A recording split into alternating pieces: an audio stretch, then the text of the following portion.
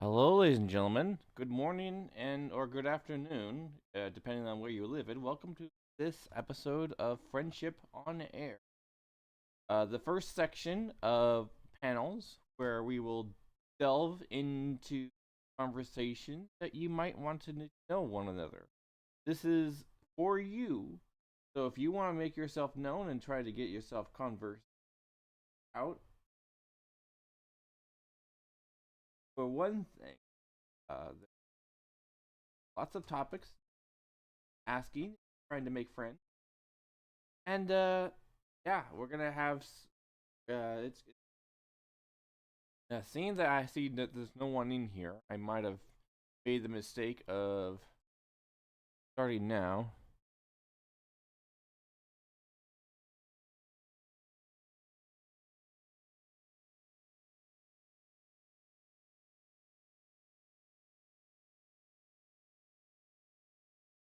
Time. All right. With that being said, let's go ahead and get started, and we'll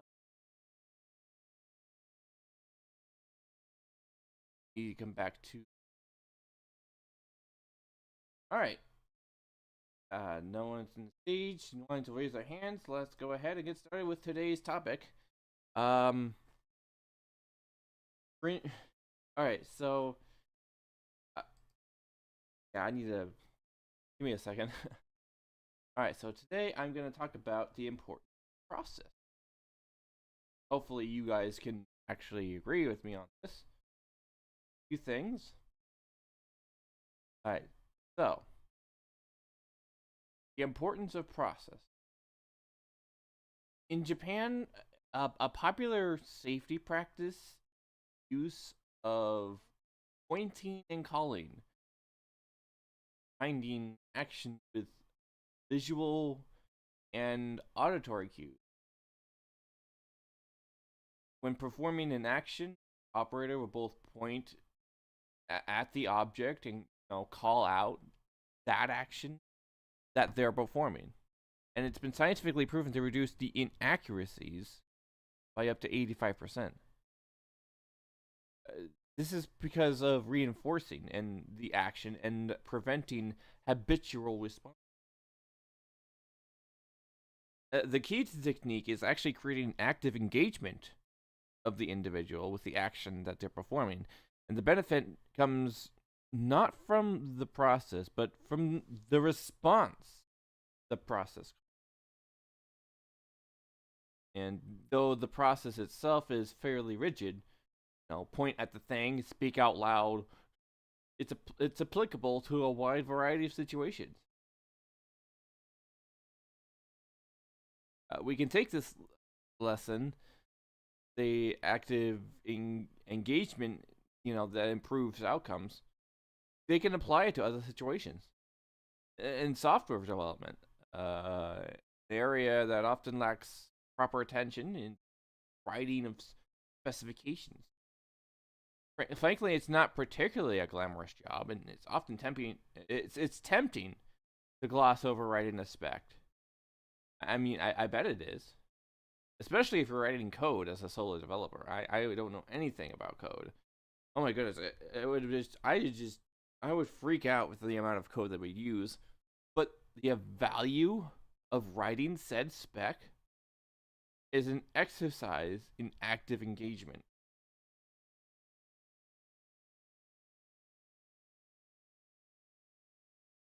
Writing collaborative user stories is a great example. Like writing a fan fiction, how this can be beneficial, since it often can unearth hidden assumptions or differences in opinion of how a feature will work.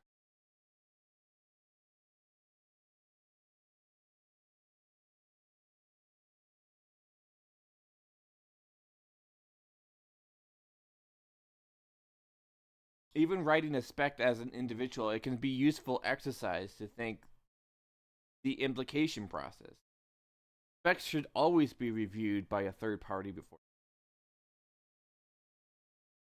So, with the pointing and saying what's going on, the underlying process is simple: is to have a checklist of high-level tasks complete for each feature, and there should be a template That's why it's important to make templates.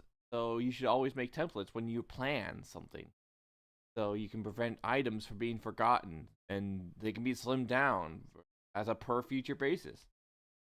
The checklist might contain items such as specifications, the test plan, the specification and test plan review, the back end implementation, the front end implementation, the behavioral testing, the accessibility testing, the amendments, documentation, the client review, the pull request, and the release. So this isn't intended to be prescriptive, and others have written on the potential issues of creating software by role. But it should provide a framework for development so that developer time isn't wasting fixing preventable issues. You know how many people are out there right now trying to fix things? There's a lot of gamers in the gaming community that have this document saying that they want games to actually be in a finished state, not when it says in, oh, here you go, we did it right on time, but there's a lot of bugs in it. But we'll fix that later.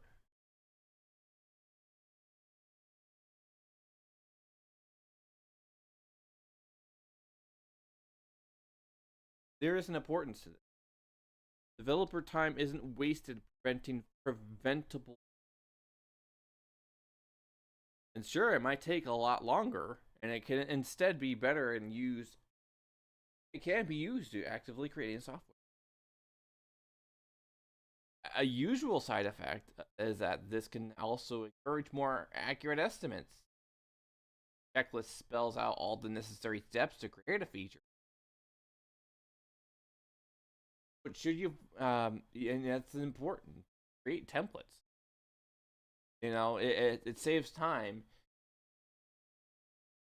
It does save time, but yeah, don't always rely on templates. I guess some features may be small amounts of implementation. You can see from the list I just said, there isn't some fixed costs in terms of documentation.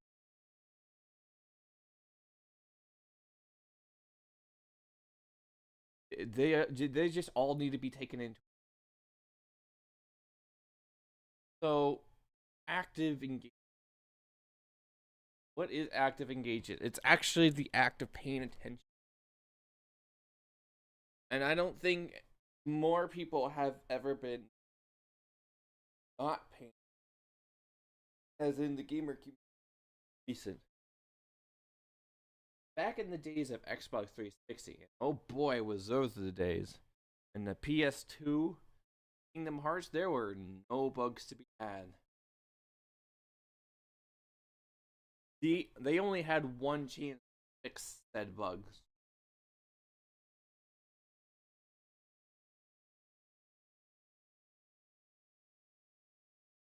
Bugs, bugs are found. That's it. It's an in-game feature.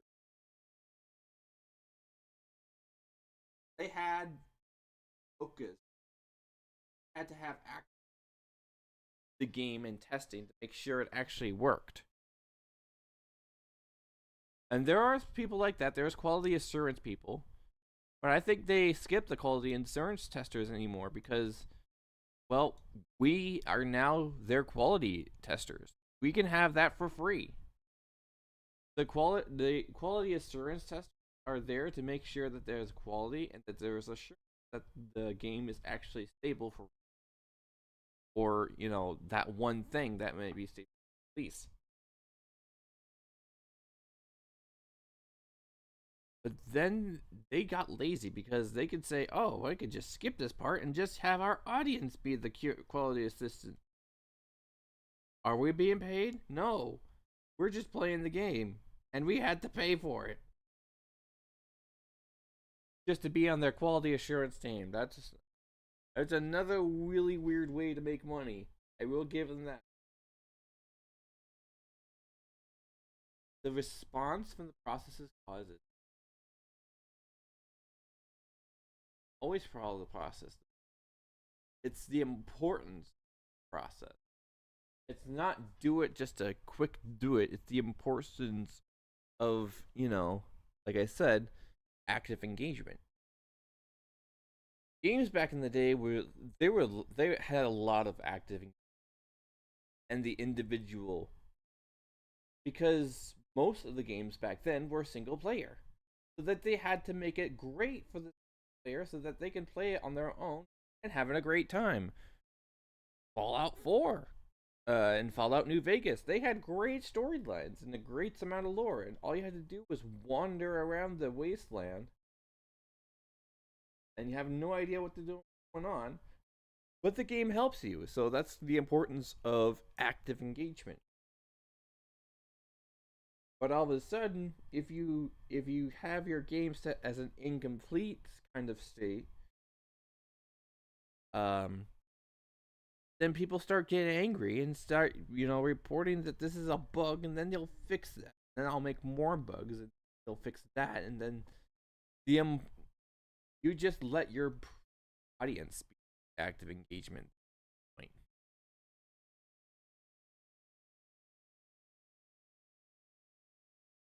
The value of writing such games has fallen off. And I think you guys can agree. And why that is because companies would rather release it on time than to wait and make a stable release.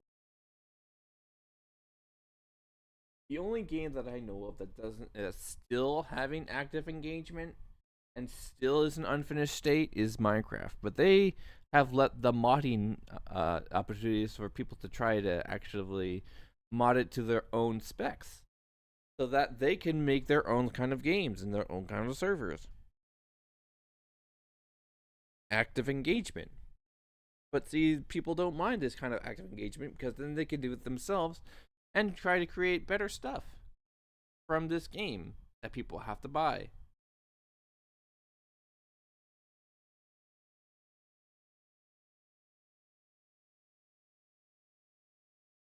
So it was a win-win anyway.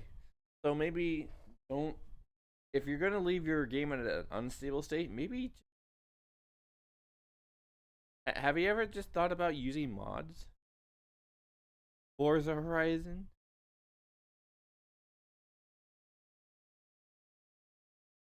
Can you actually help with that?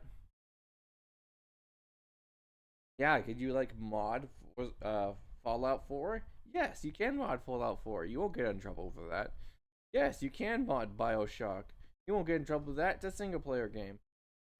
If you're gonna mod anything else like Fortnite, that's an unfair advantage to you and you don't deserve it. You kind of look back because, well, you cheat. There's a thing of cheating that's creative cheating and competitive cheating. And competitive cheating is unacceptable. However, if you do some creative cheating, something that can actually provide a product and to help people move stuff along, I think that's quite okay.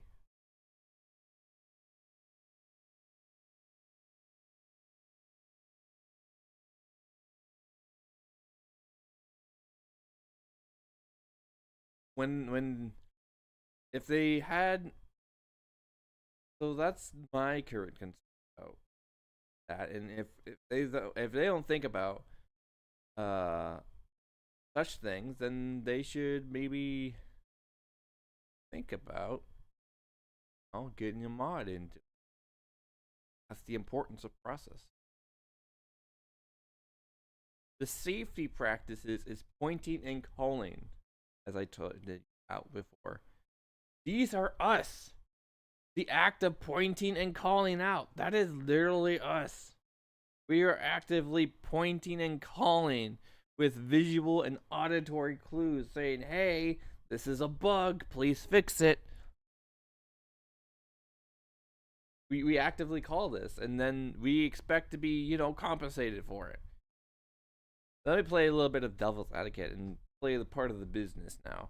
You are a business, and in order to save money on quality assurance, you decide to go ahead and use your audience for quality assurance. Yeah, it's like, yeah, there are gonna be bugs in it. Sure, why not? But the thing is, it has to be playable. And then when people find bugs, we'll fix them as we go along. Problem solved. And then we'll solve the problem of quality assurance, and we still get money in the long run. I mean, that's a great business practice. That would probably be great.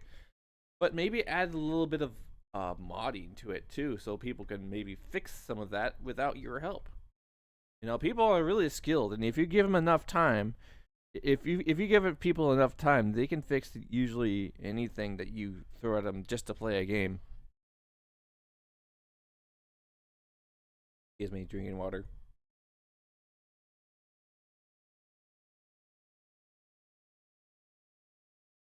So we're doing the part of pointing and calling them out.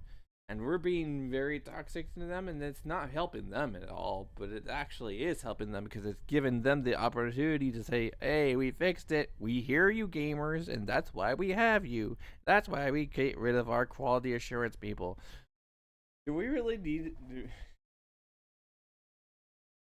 what happened? Well, yeah, where's the actual quality assurance people? They have them probably like one time at most. They use the quality assurance people one time at most. Then they test the game one time and then they just post it up there. Not saying that's probably true, but I know they test something out of it. Like just the bugs. They fix the said bugs. They try to replicate it, and if they don't, they just release it. But leave it to us, the fans, to actually find the bugs to tell them, because that's what we're supposed to do. We're implementing safety practice by combining the action, visuals, and audio cues. Now, most people don't even actually pay attention to their fan base. They just release a game and say it has bugs in it. Oh, nope, that's a feature. Because they want to make something else.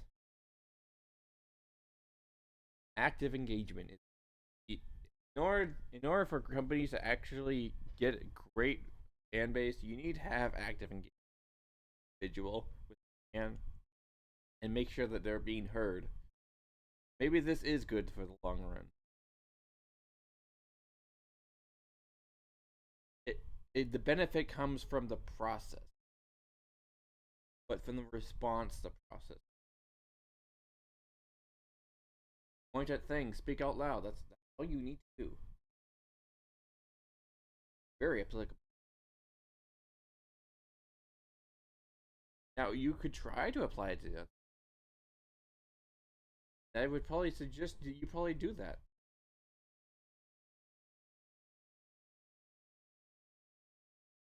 Hello, my mute button. What? Not walk the dog yet. No.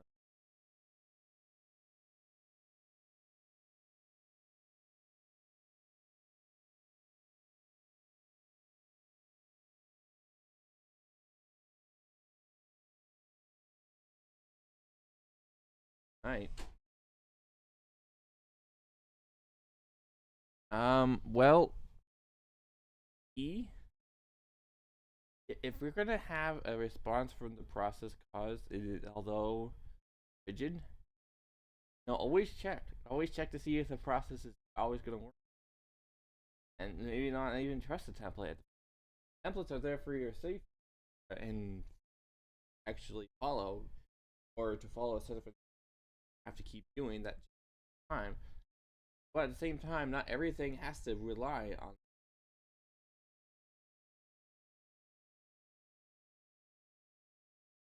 If the value of writing specific text and an exercise of active engagement, do that.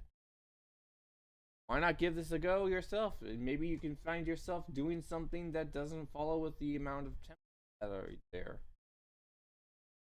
Remember, always use your specifics. If you're a content creator and you're not really specific, then you're just all over the place and people can't really follow you what you're doing. You gotta have tests. You gotta test to see what people are interested in. Sometimes when you test stuff and it doesn't become popular, that's your sign to actually move on and try something else. The specifications and test plan review. Like I said, you need to have the specification and review the test plan to make sure you actually are good with that. Then you got to make sure that everything goes smoothly. You got to have the front end and the back end. Then you got to check people's behavior. Is this what the behavior that I want to accept from my community? Make sure your content is accessible. Is what your stuff is really out there, or is it just this one secluded place in the world? Amendments. You gotta have amendments, the laws that make sure that people follow, the rules of being safe. The documentation, making sure you write down everything that goes right and everything that goes wrong. And then the client review. People who might actually like your content and give you, then release. Hey, this is what I actually make. This is what I'm totally focused on, and this is what I'm gonna totally be focused on from now on out. For me, for example, it's multimedia. I've had multiple talents: music, animation, reading, model making, but conversations is not one of my better. It's not one of my better skills. I don't have it. So I made Friendship on Air. Friendship on Air is supposed to be a place where I try to make friends in a deeper sense and actively, using that said plan. Using the engagement of the individual and having them point and call what they like. Active engagement improves outcomes. Why not give it a go, guys? Try your best trying to make it like that. Just follow the list. Remember, you have to do the specification, test plan, the back end, the front end implementation, the behavioral testing, the accessibility testing, the amendments, the documentation, the review, the pull request, and the release. That's what I would suggest. All right, and that concludes this little section. Is there any questions at the moment? I see you, Appaluda. Thank you. Any questions in the chat at all?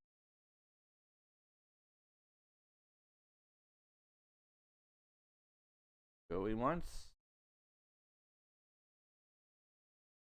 Going twice.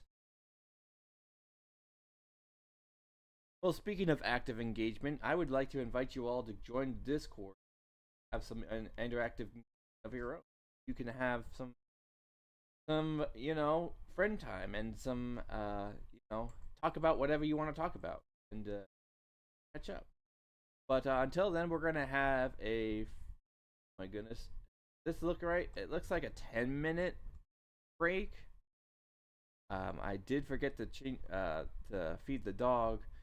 Still need to do the rest of the dishes, and I did finish early, so I don't see a reason why not. We can finish.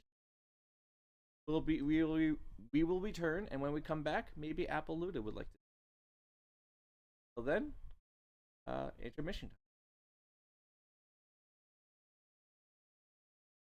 time. All right.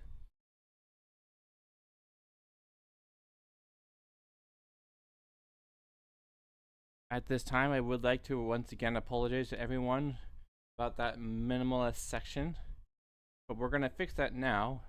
We're gonna give Appaluda a little bit more time because he didn't get it in time, and we're gonna invite him to speak. Please welcome to the stage Appaluda, the world's Hey guys. pony. Hello, Appaluda. Yo, Ken. I can hear you. That's great. Excellent. Yeah, I'm doing all right. How are you? I'm doing great as well. A bit anxious about tomorrow. Because yeah, my colleague told me that another colleague of mine might actually have a crush on me, and that's why I'm anxious. And I kept asking and asking and asking again, and seems to be true, and now I'm a bit anxious about tomorrow and the next few days and weeks, etc.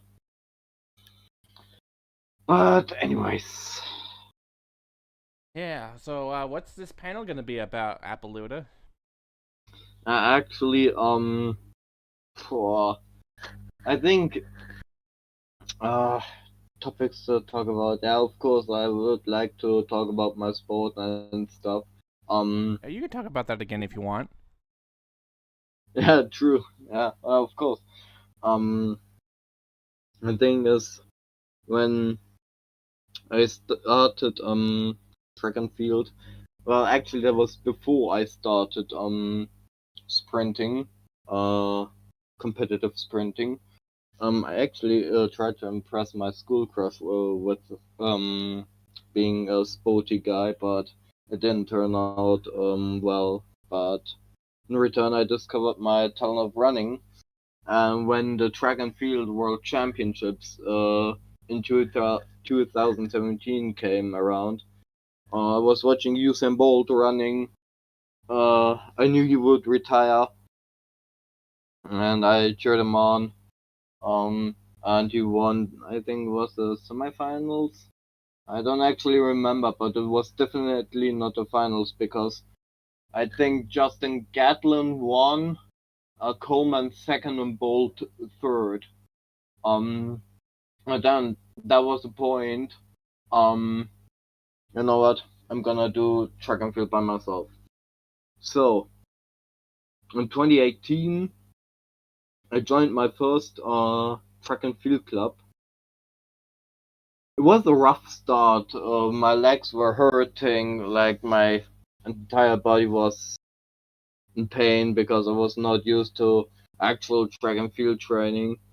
And around a year later, I mean, I was going pretty well. I did um take part in my first race, but obviously I finished last because I was just getting started, and also my track and field club back then was not actually sprinting only. It was a mixture of everything like sprinting, long distance, high jump, long jump, um yeah.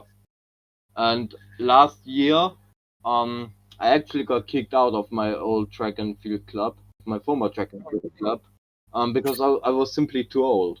I was training with kiddos, He is too so old. Too yeah, old I to was begin the training. yeah. Back then I was 20.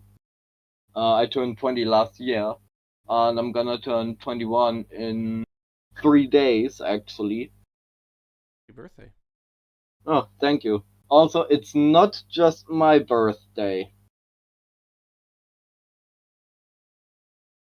It's Uh, also yeah, go on, Ken. you had a very long pause, like you were expecting me to ask a question. Sorry. mm, there are two people who I share my birthday with, and one of them I know personally. Of course, one of my colleagues. Yeah, true, but it's not a girl. Yeah. Um, I was just about to say it's Nicole Oliver. no, it's not Nicole Oliver. It's not Nicole Oliver. She shares her birthday with Niki Lauda. Lauda. Oh yeah, Mm, the Formula One driver yeah, who that's right. unfortunately passed away 5 years ago. Yeah, okay. Um, but I actually share my birthday with the world's fastest, World and fastest, that's mm, the world's fastest world's man. fastest. Yep, and that's none other than Usain Bolt.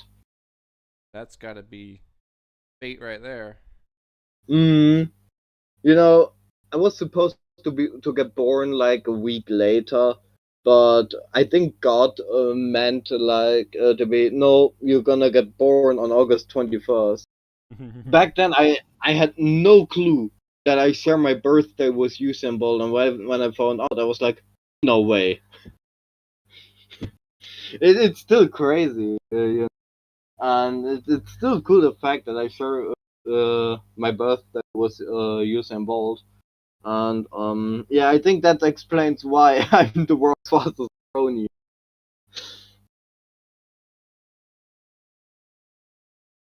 Anyways, back to my Yeah. track and field career.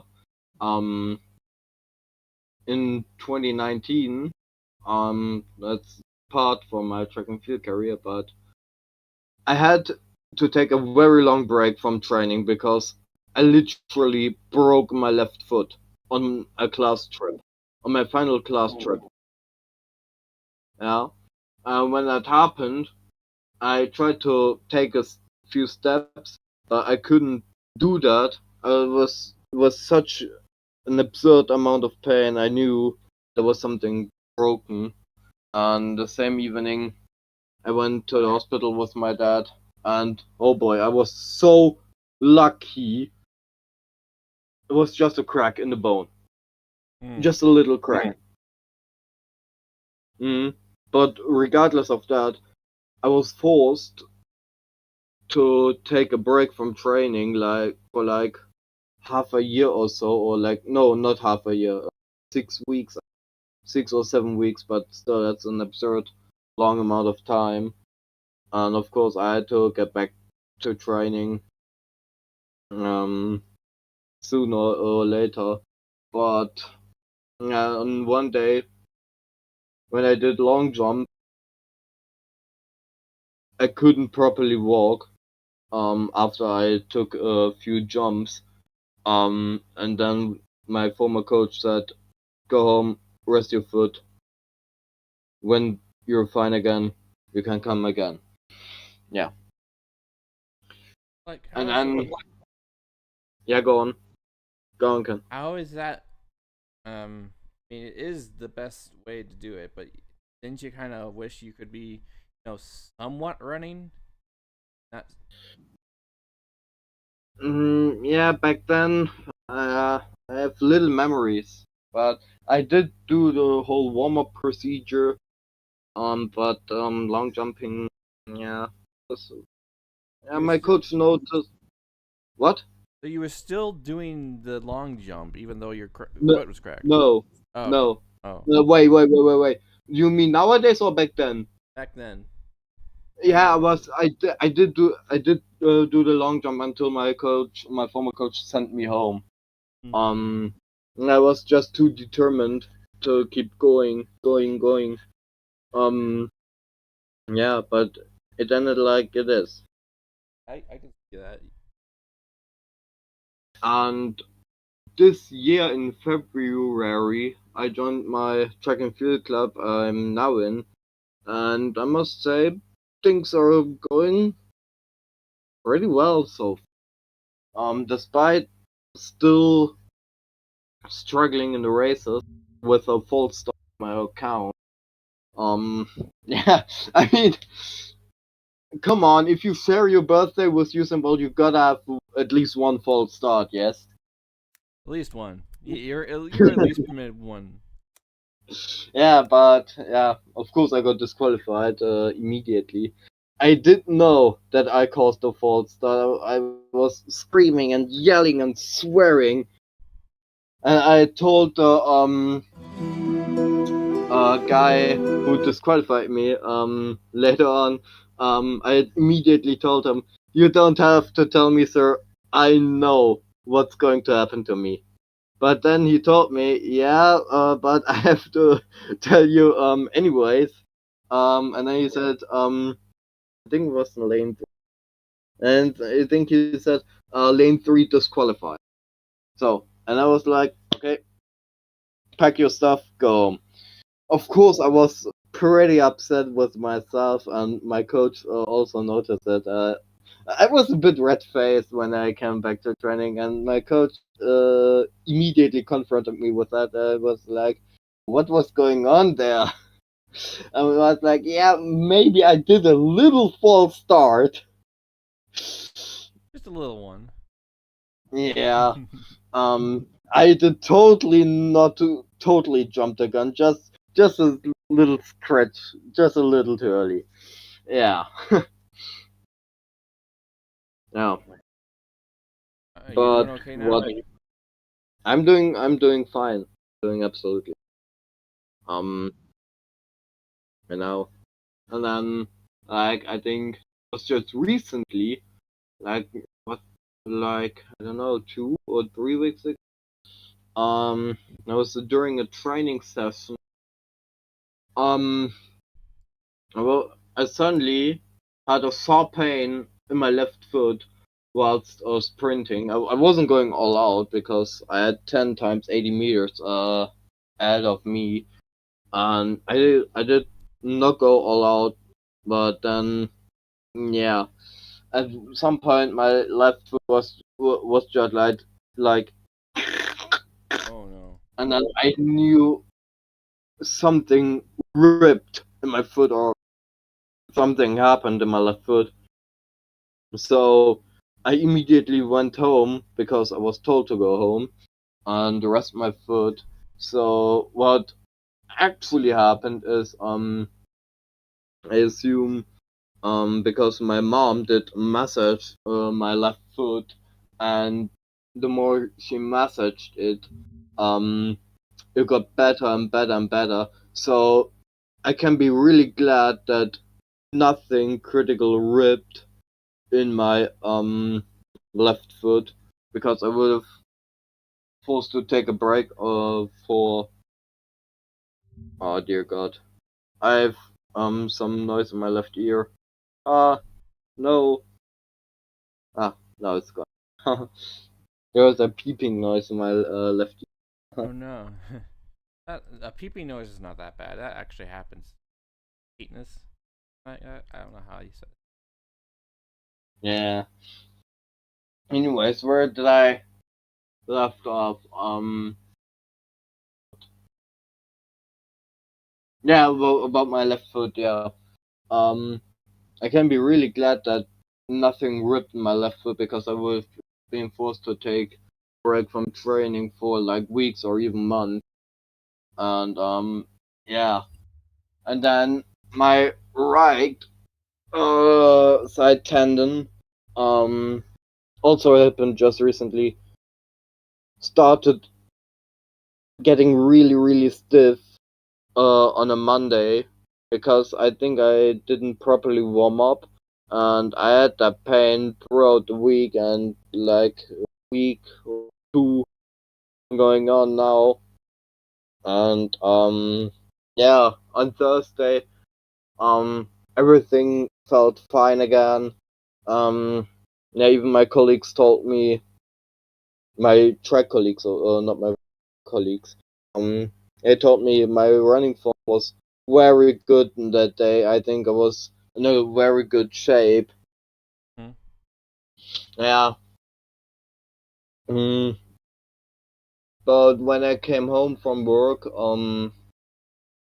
yesterday I think it was, my driving school contacted me and they told me, no, it was not yesterday. It was on Friday. Sorry, we have Sunday.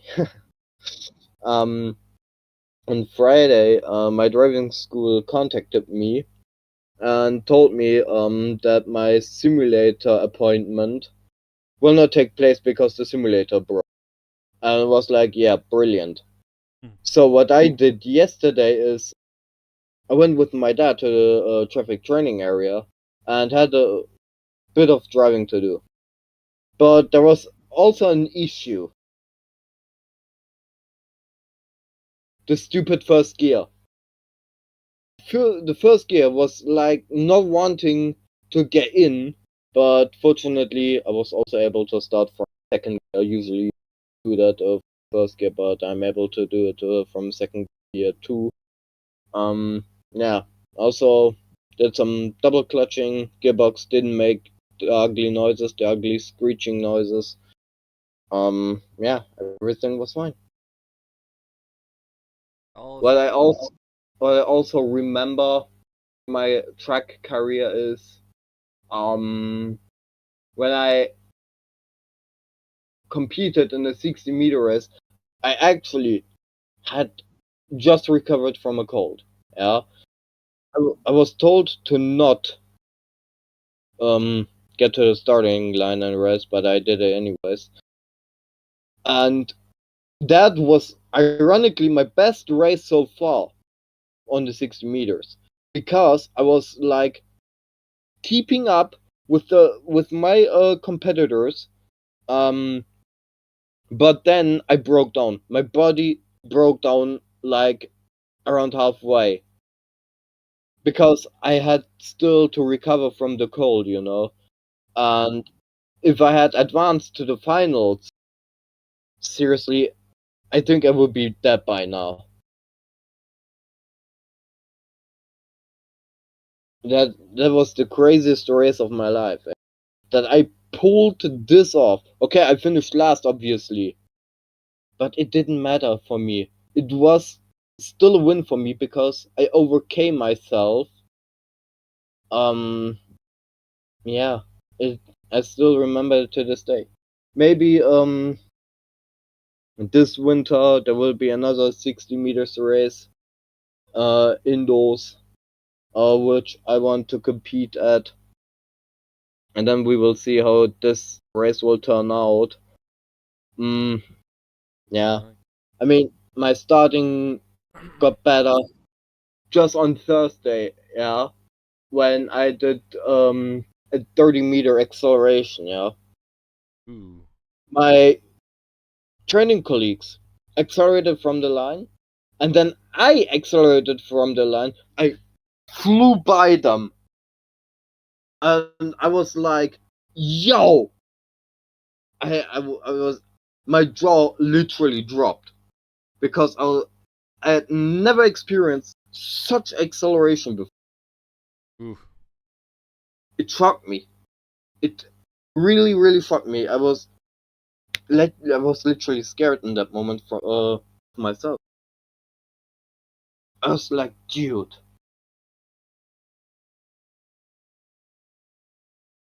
I'm absolutely certain that I will run a sub 7 60-meter time in an official race sooner or later. I'm really, really certain. If I don't false start first. Yes, don't fall Because first. because I will see the beautiful black and red card again that no athlete wants to see.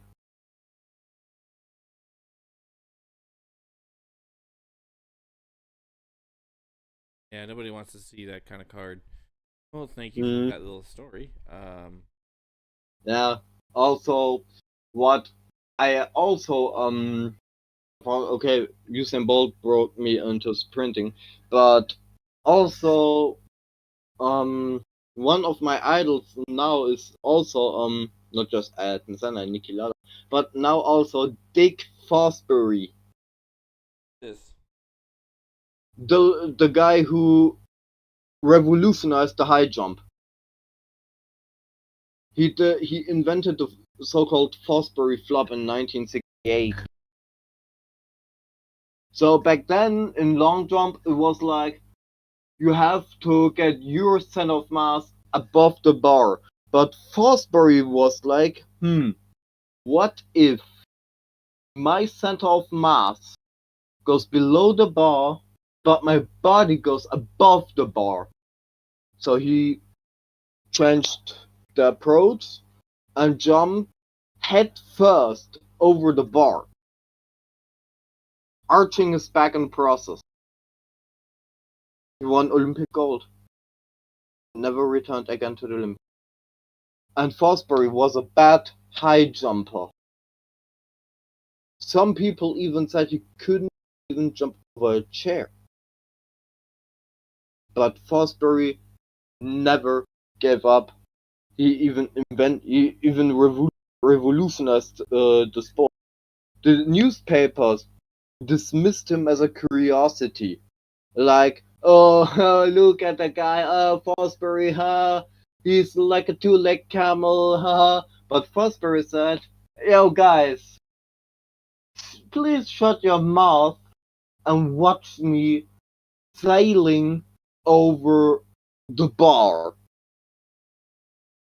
And like, I bet his competitors were like, what on earth just happened?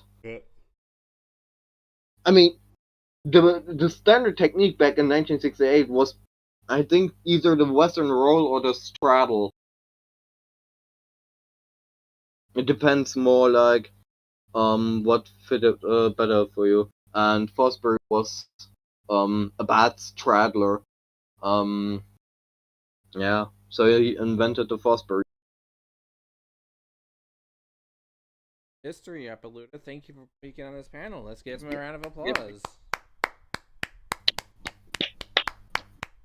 Thank you. Any questions from the crowd? I'm going to go ahead and throw some questions of my own because I've been paying attention. Who's your girlfriend? I don't have a girlfriend yet. Uh-huh. Well, then who's suiting you after you, huh? Who's your girlfriend?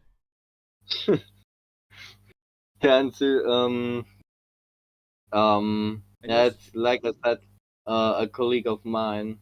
She's 19. She will turn 20 next year. Um, yeah. You met them?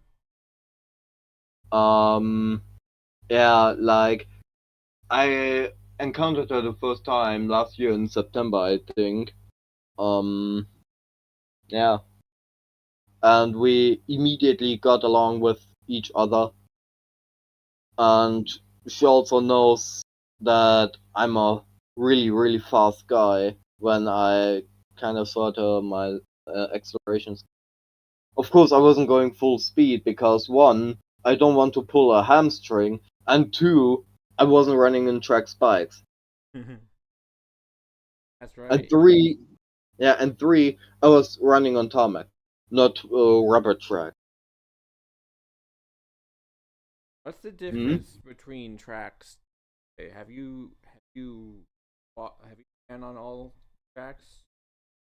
I ran on Ace and on track. The difference is the Ace track is actually slower than the rubber track. Back then it was like in the 1900s. It was very common people to dig holes before race start, But then someone invented the starting blocks, and now yeah.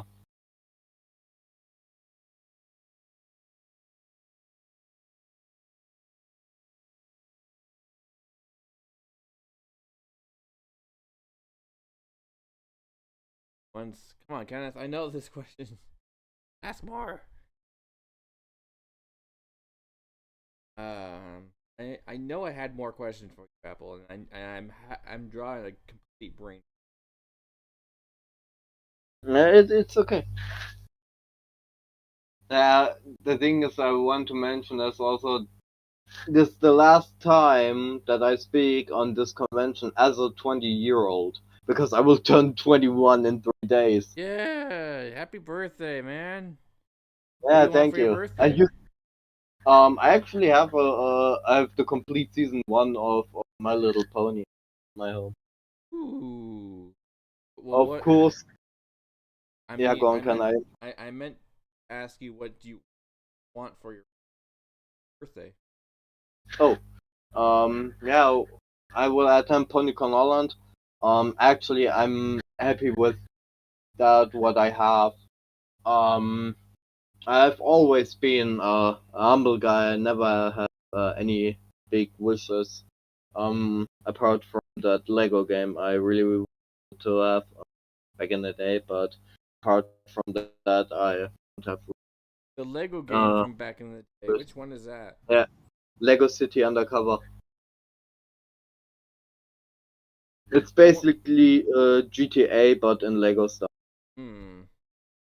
Well, if I can find that game on Steam, I'll happily give it to you. I actually played it. Oh, you played it? Yep, I played it through. You actually own a copy though? No, actually. Would you like to own a copy? No, thanks. Oh. I've played the games. I'm fine with that. Okay. Um,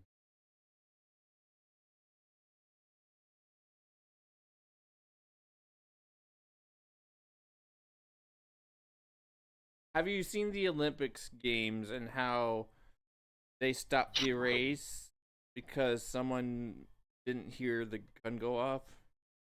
I didn't watch the Olympics because also there was a lot of drama and I said nicely bad stuff going on and yeah it's like no, and when I found out about the really bad stuff and the unsportsmanship like stuff, like I'm so glad I didn't watch this year's Olympics because I mean I do not support any kind of unsportsman behavior, but I support behavior like in the 2021 Olympics, where one of the officials asked two athletes, you want to have jump up or like, but then one athlete asked, can we share a gold medal with each other? And then the official said, we can do that, and they both were really happy for it. And seriously, if I was in the same situation, I would have asked the same. I mean, what's the point in a jump off when my opponent can also have a gold as well as me? I mean, it's a win-win for both. But then this other third party comes in and says, "Nah, I'm gonna do a jump off." And then she Yeah, won, by the way, because she wanted gold. Is the wait, weirdest part of that story. wait, did that actually happen? That actually happened. Wait, what? Yeah, there's a third party that was gonna do a jump off, and it's like, yeah, I'm not gonna let you. Well, she went and jumped and got the next part, so they would have to jump in order to get that gold. Wait, seriously, that's ridiculous. And she won. That's ridiculous. It's a competitive sport. What can I say? I don't know. Yeah, but hey, that's that is that has nothing to do with the Olympic spirit, honestly. Well, yes, it Who, does. I hate to be a disagreement, but it's supposed to be competitive. You're supposed to show off. You're yeah, supposed to of be better than the course, others. of course, of course. But if you um have a gold medal already in the bag and you are with another athlete, uh, If I can prove that would myself, and if the whole point of the Olympics is to prove yourself, I'm gonna prove myself. mm, yeah. When I want to share gold medals with each other, and one of the officials say no, we can't do that, then I would purposely fail um my attempts, just to say, hey, you know what, screw my gold medal, because if I would Well, win the that's gold just the quitter medal, talk. if I if I would have won the gold medal, I would feel pretty egoistic,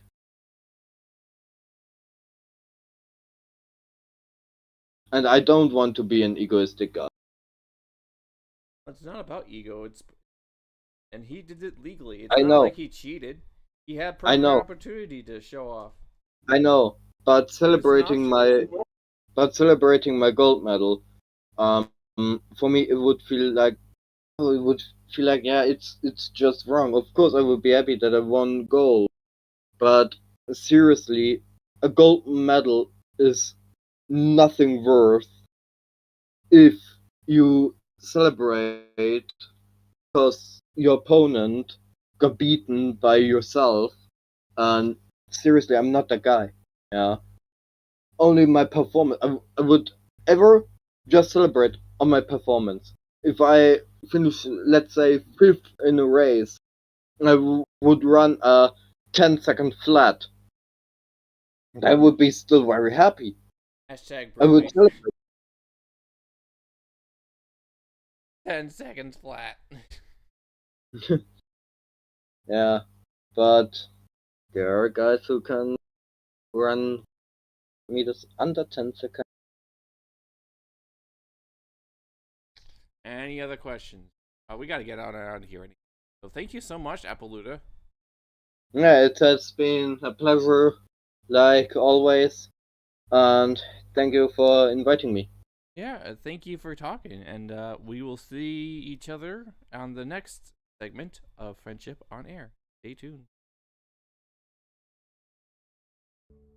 So we're gonna start again from the beginning, and I hope this time for sure, we're gonna start on this game.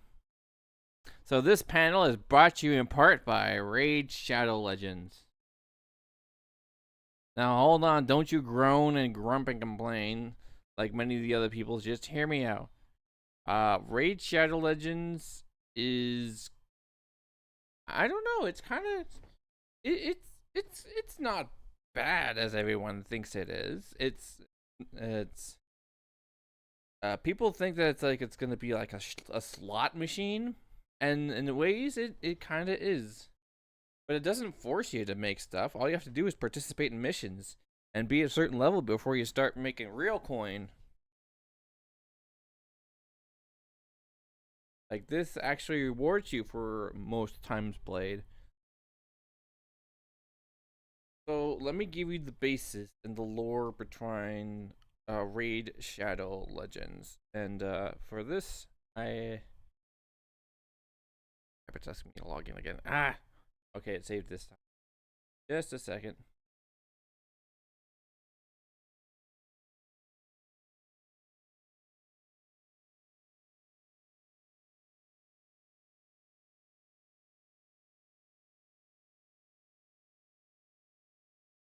Um,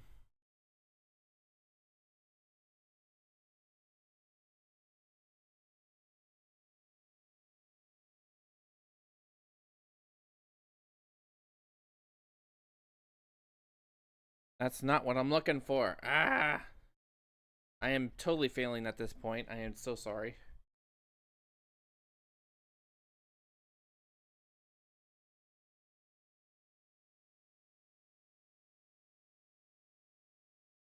Here we go.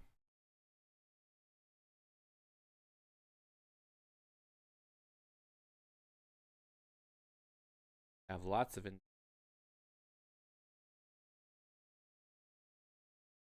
So this story begins in a land of Teleria, in a place where there is certain ripples across the plane, certain particles that could be moved about by certain knowledge of users. And of course, these users didn't know what it was called, so they called it magic. And so they used magics and to offer a path to power. Not a single soul in Teleria could deny that magic offers a path to power. Of course, those days are long gone. It was commonplace for users of the power and sources commanded nations. It's not unheard of for the rulers of another land called Arivia to practice arcane arts. Even the monarchs, not blessed with natural magic, talent often found themselves in need of a wizard, because they flock to courts because they're rich and powerful. They're amusing some of the barons' guests with tricks and sparing their future. It's the height of ambition. But becoming the royal archmage, for the king of Creork, the knight of knights, requires intelligence and the strength for success. So enter the new archmage born as a simple scribe, Helmut. And he was surrounded by books and scrolls and was the scent of ink from the very first days of his life. So he learned to write and read earlier than most of his peers, and often spent his days stuck in a book from dawn to dusk. Had it continued like that, Helmut would have become an excellent scribe, perhaps even gained a cushy position as a magistrate for some duke. But fate had other plans, because in the 7th year that he was there, Helmut created something of an uproar when he set down the town library on fire after attempting to replicate a faded cantrip formula he found. That in itself was quite an achievement, and the boy was fortunate to have his talents noticed by one of the local officials. But soon enough, a messenger arrived with the Bannerlord's decree.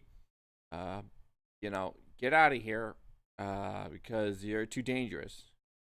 You need to head back to the mage people because you have talents. Thinking that has to do something with the particle, manipulation, when it really didn't. It was misunderstanding.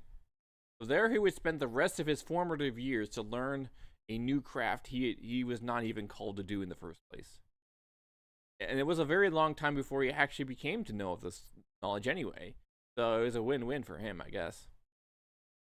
And it's been 20 years since he last seen his real home. But Helmut emerged from the cloister towers of the cemetery 20 years later. He was a mage in his own right. He was ambitious, intelligent, and garnered the attention of many prominent wizards of his time. But it was the royal court that called Helmut, so he wanted to go back. And so he set out to the castle of Kirok, where the king ensured his services were put to good use. So he went back to his king, and in that role, Helmut accompanied armies and headed expeditions in the most dangerous corridors of Teleria. He defeated Xavier, the Crimson Eye, a powerful orc warlock whose tribe raided the eastern borders of Karak in a duel of arcane prowess, and he claimed to countless artifacts for the king. The realm's most influential nobles sought his kingdom. So it was no surprise Helmut was renamed the Royal Archmage after his predecessor died in a freak accident involving a barrel of dragon dust and having experimental witchfire lantern. This guy was pretty well learned, and he had to actually learn witchfire. So having inherited the spire from the king after he passed, one of the greatest repositories of knowledge known to man, Helmut plunged headlong into research. So instead of being a king, he just went back to research, and he disappeared from the court again for almost a year. People suffered because he left, and so he tried to do some chrono magic, the art of manipulating various elements given to the newly anointed archmage in sight of many mysteries, which his peers could only dream of. But even wizards, great of intelligence, could not immune to this. One day, an elven sorceress by the name of Rain managed to attract Helmut's eyes. She was shrewd, charismatic, talented, and had a knack for carrying out the most difficult missions with discretion. Helmut had taken the young woman under his wing and was repaid with treachery. Ryan, as it turned out, was a dark mage who only sought to use him to gain access to the Bibliocide spire he inherited. She stole valuable artifacts and escaped through trickery. When Helmut almost had her cornered, the royal archmage would not rest until his honors were satisfied. He personally led hunting parties that searched far and wide for his treacherous apprentice. Fortune was not on his side. Perhaps that's how Archmage Helmut came into contact with the Arbiter. He had offered him a chance to see justice done in exchange for his external services. That's what he was looking for. Now, this is just one person. There are 4 people in the Raid Shadow Legends cover that wanted to search for this Archmage. There were 2 others, Belinar and Xavier. Hatred is a powerful thing, one is perhaps as hard as death to overcome, and yet here he finds a way. Story of Belinar and Xavier.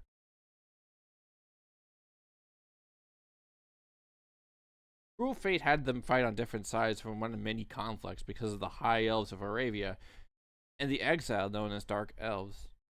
Still, even though the bloody fog of war, through hate and through fury, these two souls were united.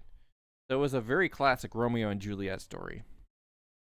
The stragglers of a battle between the warring 11 factions, they were initially focused to survive an unwelcoming orc-infested desert together. The sheer adversity and the dangers they faced allowed them to see a person behind the mask of an enemy. The passion that was sparked then survived far beyond a temporary alliance of convenience, and in the end, Bellinor and Xevia chose to escape together, and rather than to continue the feud. Now, seen as traitors and deserters by the former allies, the two of them had no choice but to live on the run. And they faced persecution, poverty, and mortal danger together, and finally they were captured and sentenced to death for their own crimes. Yet, the light of dawn broke, and the jailers arrived to take the fugitives to the scaffold. They were taken aback. The cell was locked and secured, but not a single hint on how the captives escaped. The only thing they found were two feathers on the stone floor, one black as night and the other white as Luminia's light. And to this day, no one knows what transpired on that night, through some, as often they do, attribute the miraculous escape to the Arbiter. The Arbiter has once again called these two to help them on their quest to defeat these Dark Lords, and grabbed into and went into they went into the Archmage of Helmet. So Helmet and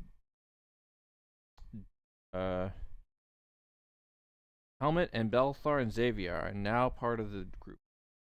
But now we have Athel, the last champion. When a champion dies, his or her soul remains bound to the shard, never allowed to fade or pass forth into the other planes of existence. It slumbers peacefully until the time comes and Teleria requires their strength once more. The realm of the dead is not without its own dangers with the help of its more minions. Seroth brought his newest pawn to the world, armed her with profane weapons and armor, and set her out on a path of destruction.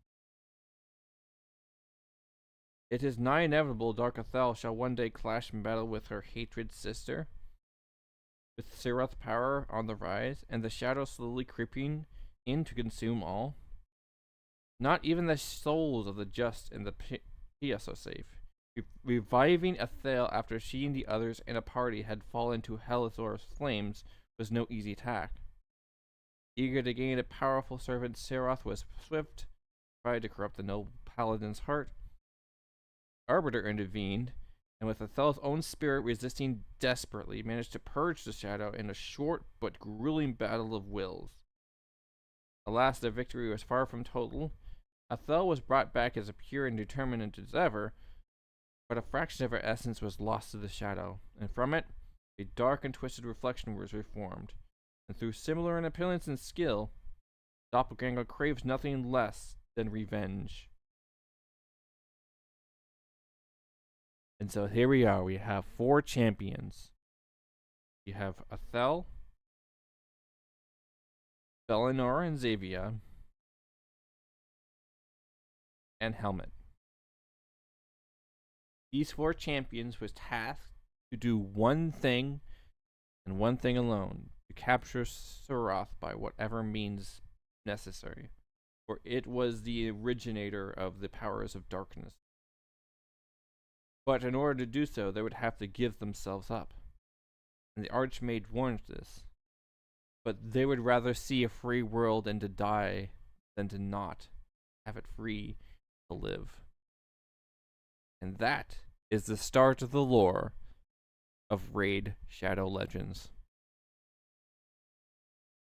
And I would like to tell you more about Raid Shadow Legends. But that's going to go over our time. So I will be taking questions now. If you have any questions at all. Any questions?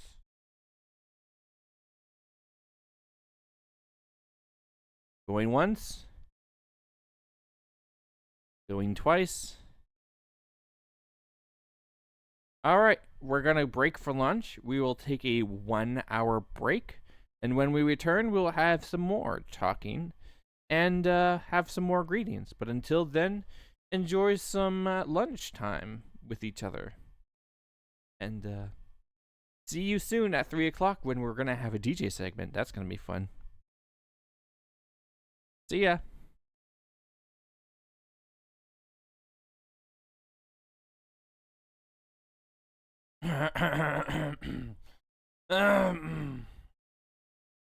Excuse me. Alright.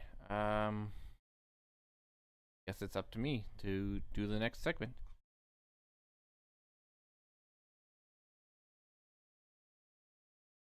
Hello, ladies and gentlemen. Welcome to the next segment of Friendship on Air convention.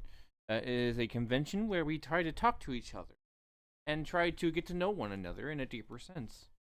Most of us out there, gamers out there, really, have gone through a life of, gaming without actually knowing our friends. So this convention will hopefully bring together a friend and try to get to know each other a little bit better, instead of actually trying to game with them, because that's not how you make friends. You can game with people, but that's not how you make friends.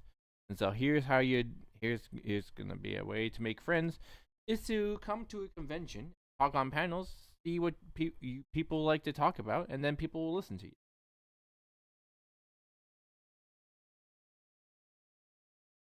It can be your topic that you can talk about.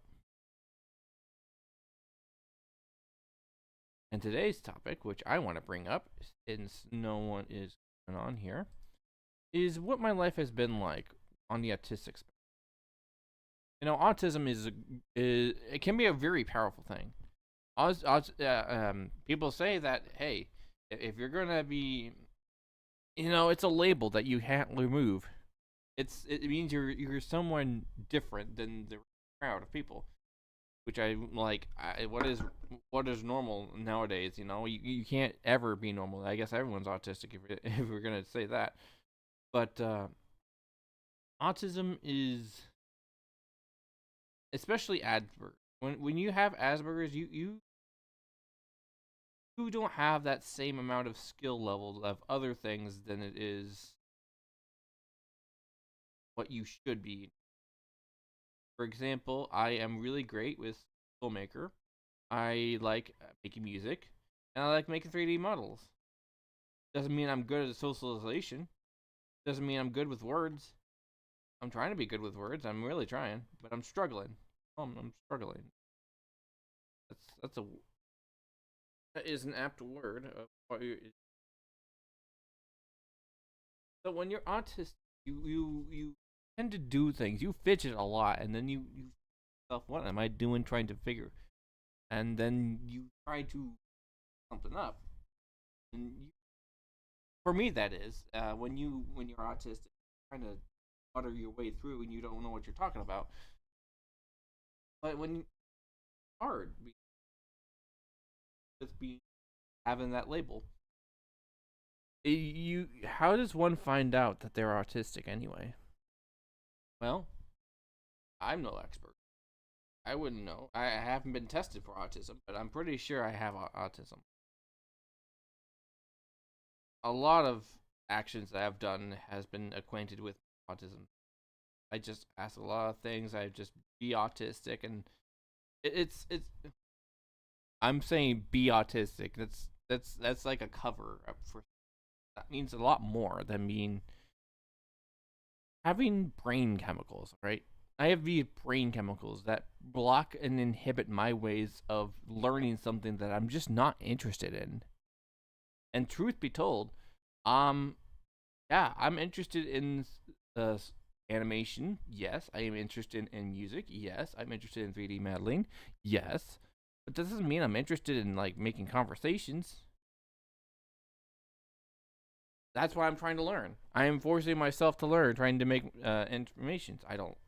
Sometimes I feel like I don't like it, but I gotta learn it because if I'm gonna get a job at Public soon, pray for that, by the way.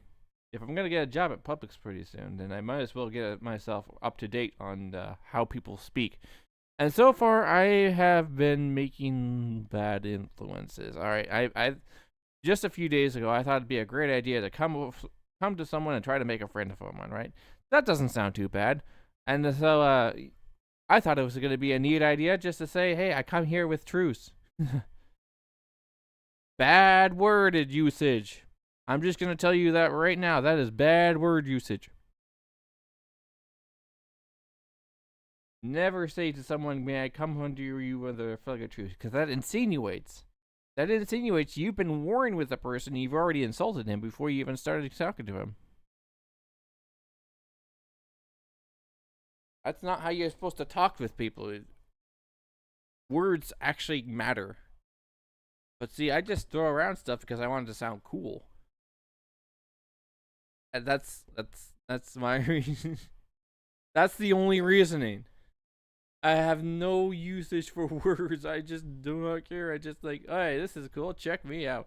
And I really don't know what I'm doing. I just say a lot of words, and so I'm trying to practice. All right, this is my practice space, and it should be yours too. If you're having trouble with socialization, you get to talk about any kind of topic that you want to talk about, and then go from there. Maybe accept questions. But see, I haven't been accepting most things, advice mostly, therapy. They say go get therapy to get the social life in check, and I'm like, man, I am autistic. What should I get? Therapy for what I actually can't handle. That's just gonna be a lot of money that I just can't get back, because that's just something that I probably can't even fix. And I'm trying. I really am. I've. This is my attempt at actually trying to improve my speech patterns, and to actually start talking about something even though I have nothing to talk about. It's been a real challenge for me too, because I've been sometimes the last time I had this happen and I didn't have anything prepared. I just kind of wung it. I cried. I was kind of frustrated because I had nothing to talk about, and I felt like I was being a failure. But that's the thing. I am more concerned about the people looking at my image than I am of myself being comfortable. And so that's something that you need to think about, maybe, is that might be a considering factor. Autism is something different. It is. It really is. When you think about, I like to focus on things that make you happier, because that's how everyone treats that. But that doesn't mean everyone's autistic. It just means I'm more hyper focused than other people, and that's the thing too. I do not like my hyperfocus. I wish it would go away. My hyperfocus has got me in trouble, like a lot of times. My hyperfocus has gotten me not able to pay attention to the most crucial of instructions. And the instructions are there for a reason, but I would rather ignore those instructions and think that another person does and think about something else because I think they deserve it. Because of something else. Like, the reasoning in my head is stronger than these people's opinions and instructions. That's the whole basis of what autism is, and it gets in your way. It sometimes gets in your way, but if you can find that balance between I rather look at what I'm interested in than what other people have to say, it's a curse on myself that I do not like. But if you can use that as a weapon to fast forward your dreams, you should go for it 100%, and just make music and just don't worry about it. But see, I started worrying about it. And maybe you shouldn't start worrying about it, because no amount of autistic person should be able to worry about something like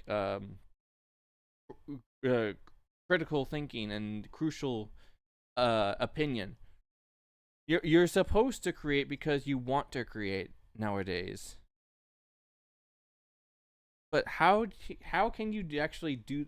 That's the autistic mindset, by the way. if you're autistic and you will always want to do the things that you like to do, no matter what, and you try to figure out ways to make it other people try to see that this is a good thing, and you get them involved. But see, it's that type of manipulation that gets me in trouble. And yes, I use that word, manipulative. I can't tell you how many times I have been accidentally manipulative when I really didn't wish I was manipulative. I would rather see my friends not suffer. That is my true width. I don't want to see my friends suffer. But when I am the cause of said suffering, that hurts. I don't want to cause people suffering. And yet somehow, sometimes, it happens. This happens when you're autistic. You offend someone because you don't have the proper wordage or the proper, because you think you know better. As an autistic person, you're hyper focused on the fact that you want to make friends. I want to be friends. I want to be friends. Have you ever thought about what they want? Have you ever thought what friends might want? That's why I put this as an option. Friendship on air is here for the person who wants friendship, not the person who like it for clout. There's a certain amount of anonymity in it. I hope I've used that word correctly. I've been trying to use words correctly for now, and I think that's the correct word to use here. There's a certain amount of, you can be anonymous. You can be literally whoever you want to be and talk to people, and nobody has to know who you are if you don't want to. But you can get stuff off your chest and just talk whatever you're interested in. You can even talk about for 30 minutes about Twilight Sparkle if you wanted. That was the whole point of this. And now here I am. I'm talking about my autism. I am very nervous about talking about my autism because it exposes another thing about me that I'm always worried about. So not only am I a Christian, I'm also autistic. So that has two different kind of connotations to it.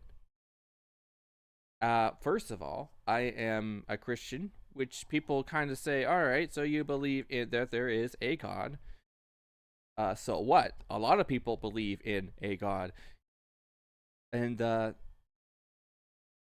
if you know anything about Christianity, there's a few verses that say, if you cannot be with me if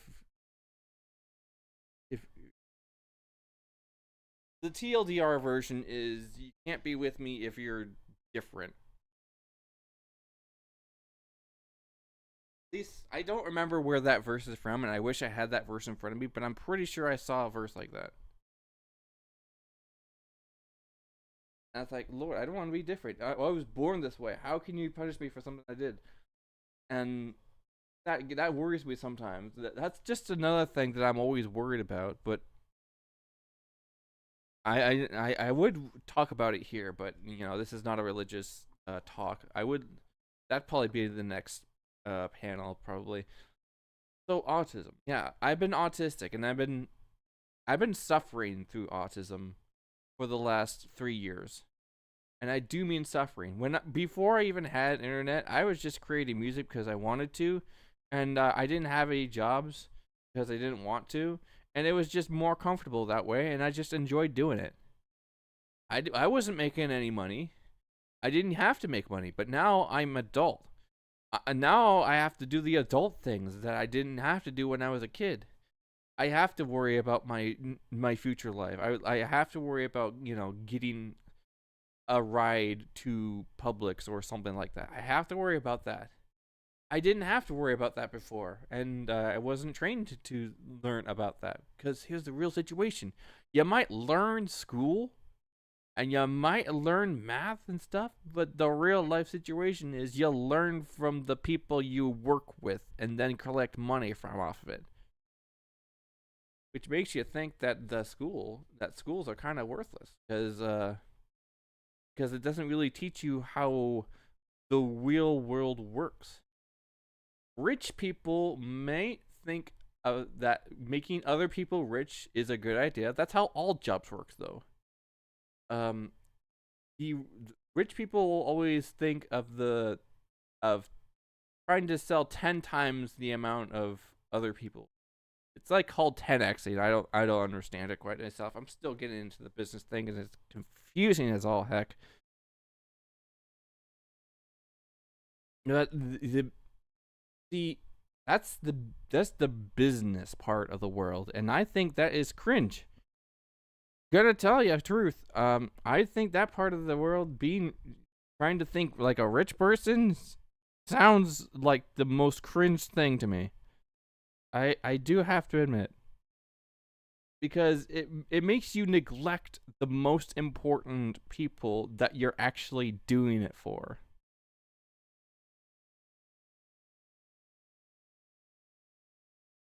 So you have to think about the why of the thing.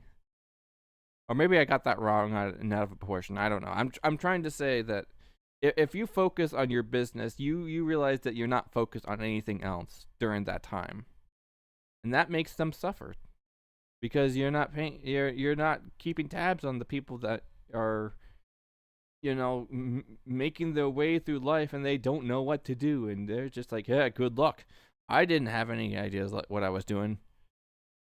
The parental units should actually help their children along that kind of line. And my father, bless his soul, he has been trying his best to try to teach me business, but I still do not get it. And that might be because I'm autistic or no, and I'm just not interested in the business.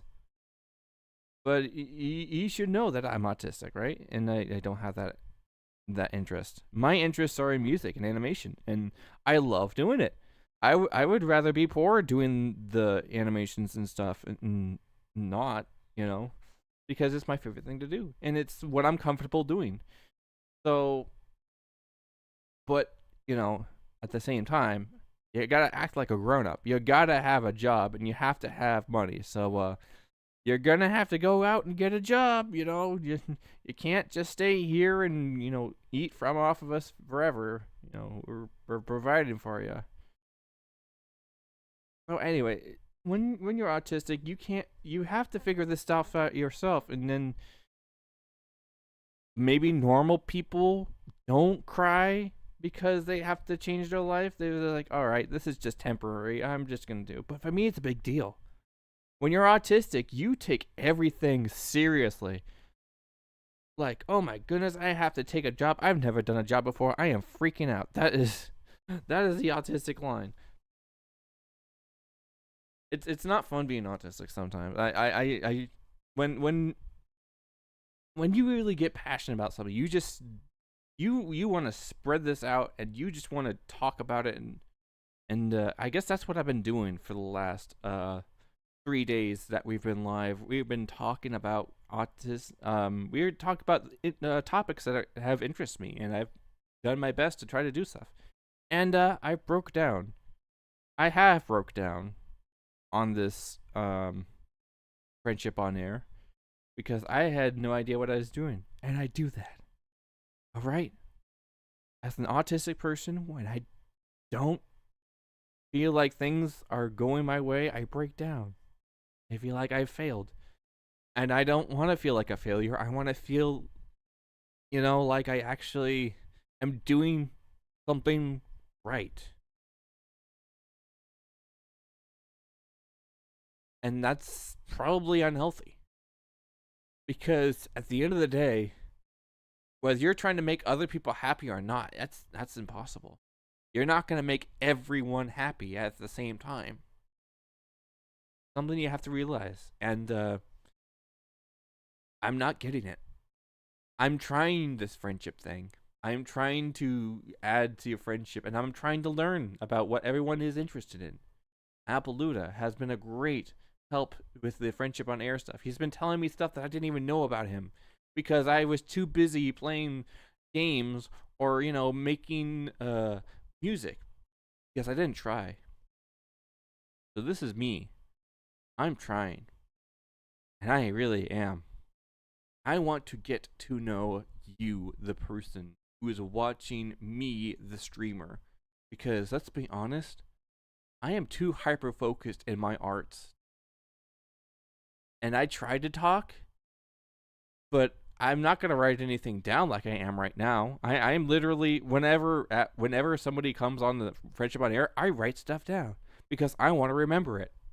Because I want them to be their friend and I want them to relate to them and I actually want to, you know, help them. Maybe that's just another autistic part of me and the most extremist most part of things, but it is my way. It's how I learn. I'm sorry it's not part of you, but it's part of me. And I'm not going to apologize for something that's a chemical imbalance in my brain because of a birth defect. I can't apologize for that because I can't help it. Why should I? But what I can say is I'm sorry for the behavior I am because of that chemical imbalance. And as long as I'm sorry that I have this chemical imbalance that makes me say things that sometimes don't sound right. And sometimes I don't get it until afterwards. But at least I realize it at the time. But that makes me a lot less trustworthy as a real adult. I'm autistic. I need a little bit more help than others. I just want acceptance the way I am, not the acceptance of me as someone who should be able to get it first time. Because let's be honest, I don't think anyone's like that. That's why it's called teaching. I require a lot more teaching than others. And that's my panel. Any questions?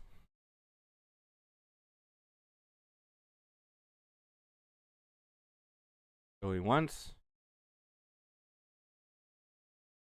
Going twice. All right. Well, when we come back, we'll have Jago Master joining us, maybe. And we'll have a 10-minute break. Stay tuned. Ladies and gentlemen, we have a special guest with us today who is going to be in this next panel.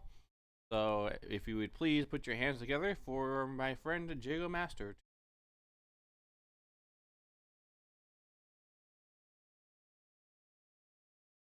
Master, how are you doing?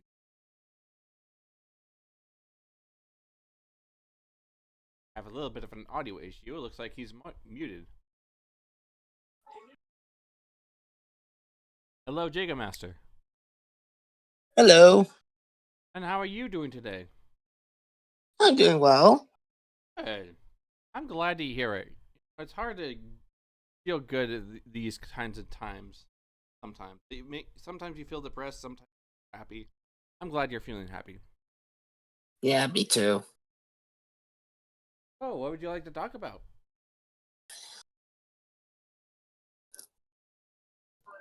Well, I always like to talk about, well, I was playing Warframe yesterday. So a little bit of a preference. Warframe is a game. It's rated mature, but it is a game. It has lots of lore. And just for you parents to know, it is rated M for mature. Right, anyway, continue. So I was I did play with I did actually did play with you, Ken, when we were when it was like not on stream. Right. Because we can't. Yeah, but some other people would play because it's they have it like with they have like quests to do. Ah, yes. Nice to Yeah. have a lot of questions. Yeah, yeah, and I actually do plan to help them out with those quests if they're actually like not single player. So you play Warframe because it's with friends, or do you play actually? Um, I actually play with friends. Like I have I got a couple friends. I'm sorry. Go ahead. What is your experience with Warframe? Why don't you tell us a little bit how you got started with Warframe? I started Warframe when I was, when I was, looking at other players play it, and I was like,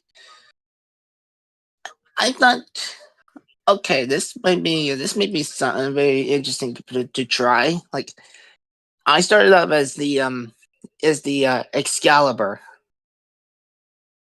Yeah, Excalibur is because one of the default ones, right? yeah,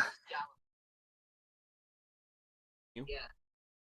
yeah. So, anyways, when I started off as Excalibur, I was like, okay, so there's a whole bunch of movements that I need to learn, and I just like go straight on the attack when I'm an Excalibur. Yeah. What was your ability? Every Warframe has an ability, so why don't you tell us what your ability is? Um, I think my abilities would be like using the Exalted Blade. The Exalted Blade. Mm-hmm. Yeah, especially when I was the Excalibur Umbra. Oh yeah, Yeah, that's that's from from another quest that I had to complete. so you turned your Excalibur into an Umbra. Well, when I was doing a quest, this was when I was doing this in the Saiyan Prime that I got from just by watching the Warframe on the official Twitch. There's an official Twitch for Warframe. Yeah, there is. Well, there you go. It's something to write down, chat. There's an official Warframe chat. Yeah, it's twitch.tv/Warframe. They actually do some drops that you can get just by watching it. And of course they Yeah. can because they're the creators of the game. Yeah, yeah, they are the creators of the game. It's pretty much the same thing with Overwatch. You watch people playing Overwatch 2, and you get I have seen Overwatch, but I don't think it's gonna be like my favorite kind of game. yeah. But that's why some people like to play Paladins, because it's kind of similar to Overwatch, but you actually do but there's like a one character that you can actually aim down the sights with. Let's say a few heroes you can a few champions that you can actually aim down the sights with.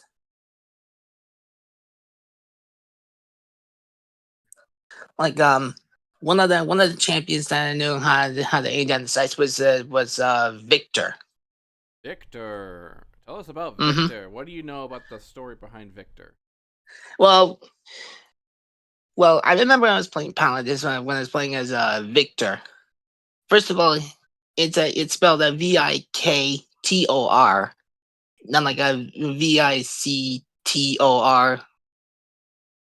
because he's pretty much Russian.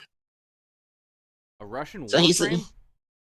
no, it's not a Warframe. I'm talking about Paladins, as in playing as a champion. I thought we were talking about Warframe. I am so confused. Okay, let me erase that. I thought we were still talking about Warframe. Nah, unless I can still talk about Warframe as well. I don't know how he transferred to Warframe to that, but okay, that was a transition and a half. I missed it. I missed it.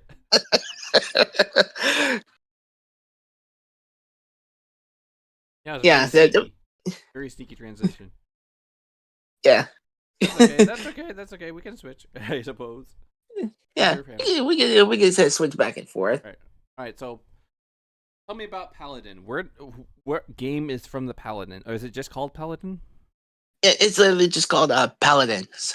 Ah, okay. I think I might have Yeah, that game, but I haven't played it. you do, Might have that game. but you haven't played it yet. Correct. Okay, well, first off, it is crossplay for Paladins. Okay. Yeah, and I've actually had played it with I've actually had played Paladins with someone before. Really? From yeah, okay. Yeah, that was from a Twitch stream. When I was playing it with someone. Yeah, I have my you can get very lucky within Twitch. Like Twitch is all about gaming. Absolutely. And Yeah, and I was my favorite champion to be is like is to be Victor, because I mean sure I get to aim down the sights, but I also get to throw grenades and just calling the my ultimate ability, which is the artillery barrage. ooh, is it a turnstile based game? No, not really. It's basically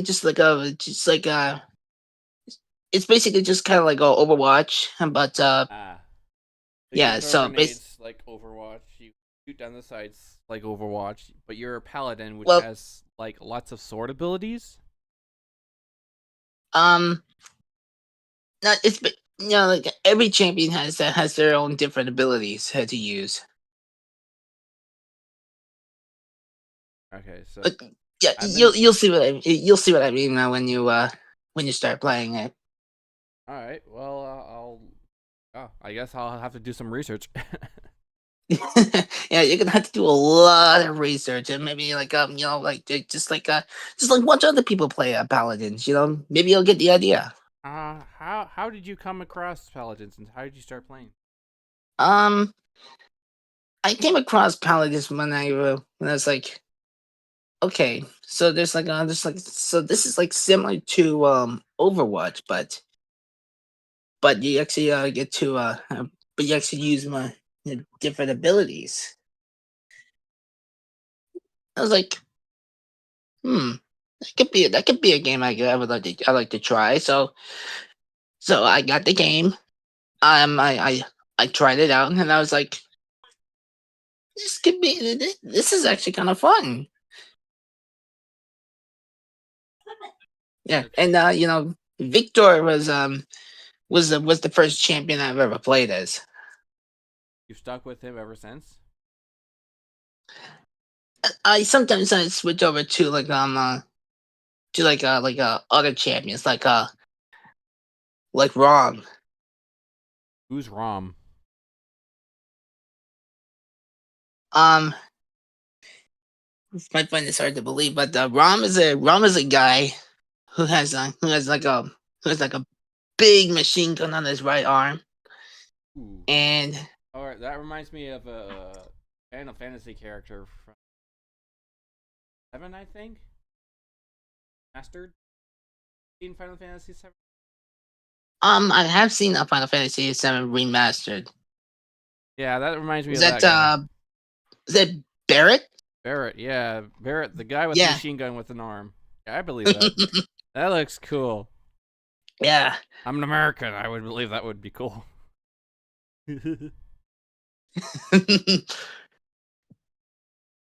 All right, continue your story. Sorry.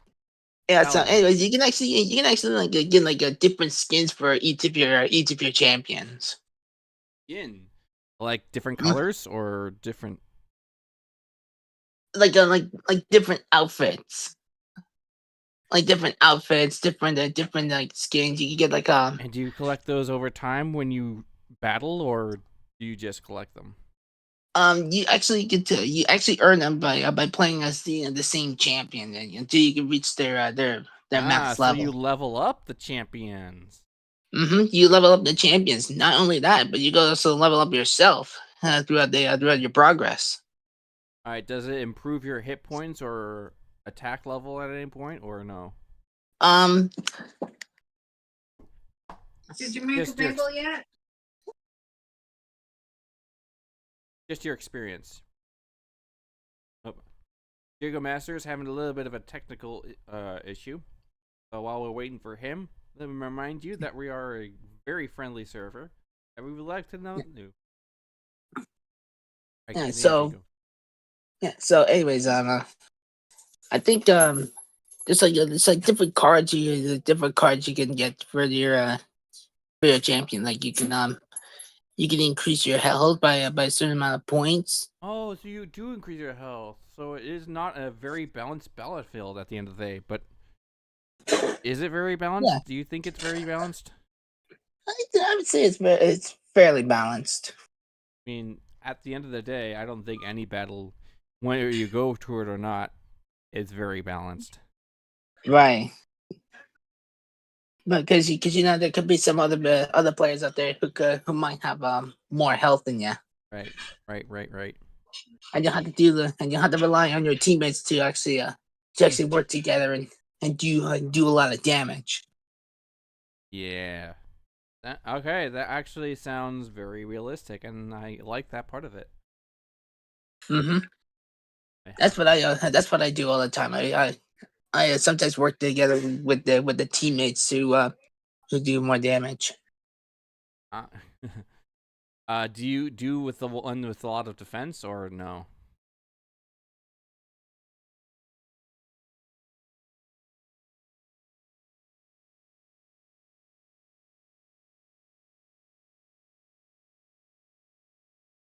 All right, seems like Jacob Masters has himself muted. So yeah, Paladin. Okay, so Paladin is a very good game with guns and grenades, like Overwatch, but they have different abilities. Guy with a gun arm, and as you rank up the champion that you're emulating. I mean, it is not style based; it is real combat. And I'm looking forward to actually playing it. I actually might have to look that up because I think I have it on Epic Games. Once upon a time, I might have to look that up. So I know you guys can't see me, but I'm looking. I'm pretty sure I have Paladin on Epic Games. Free for one time. Alright, have you ever collected so much games on Epic Games that you just don't know what to do with? Like that's hard.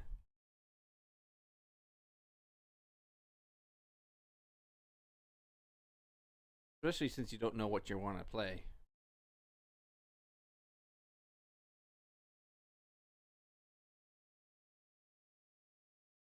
Alright, so it's called Paladin. Let me see if I can think. Paladin Dream?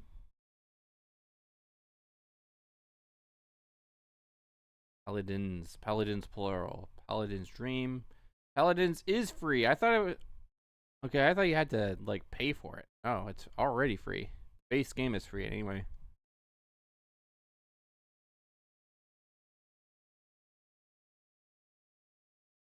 All right, so my first impressions on Paladins, because I have never seen it before, it's rated T for teen, so I could play this online. Heck. It's a free-to-play fantasy team-based shooter serenation. Wild guns and magic as legendary champions of the realm, customizing your core set of abilities to play exactly how you want to play. I want lifesteal. I don't know if it's possible, but I want a lifesteal. 30 million players, Paladins, fantastic champions. Unique abilities, sharpshooting humans, merc raiding goblins, mystical elves, and jetpack-clad dragons. And it's pay to play, pretty much. Pay to win, I should say. And from the look of these, oh yeah, there's the guy with the gun. I saw him. Yeah, this is very reminiscent of Raid Shadow Legends, but only with guns. Yeah, I could get it. It's already in my library. It's already in my library. What the heck? What the heck? It's already in my library. I'm downloading it right now. And that looks absolutely fun to play, and I might play that after I'm back. Sorry about that. I might play that later after Friendship on Air, which happens after 6, I believe, because there's going to be a DJ section. You should definitely stick around for that. Anyway, anything else you want to add, Jacob Master? Well, I do want to add that there's back to Warframe. I actually did. I do actually do have a Warframe that's it's really really strong, First of all, and I think it's yeah. that was a transition and a half. I had to. I'm sorry. Go ahead. Okay. Yeah. Yeah. So I think this is a Warframe that I think everybody should get because it's really really strong. All right. What's the one? Jade. Jade, as in Jade the Mhm. jellyfish. No, I'm talking about Jade, who's like an old Warframe, but she has like a lot of health and some good shields. Ah, okay, got it. Yeah, and she's the only one who has 2 auras. Ara. Really? I'm such. That is so bad. Boom. I'm sorry. I think that deserves the bonk.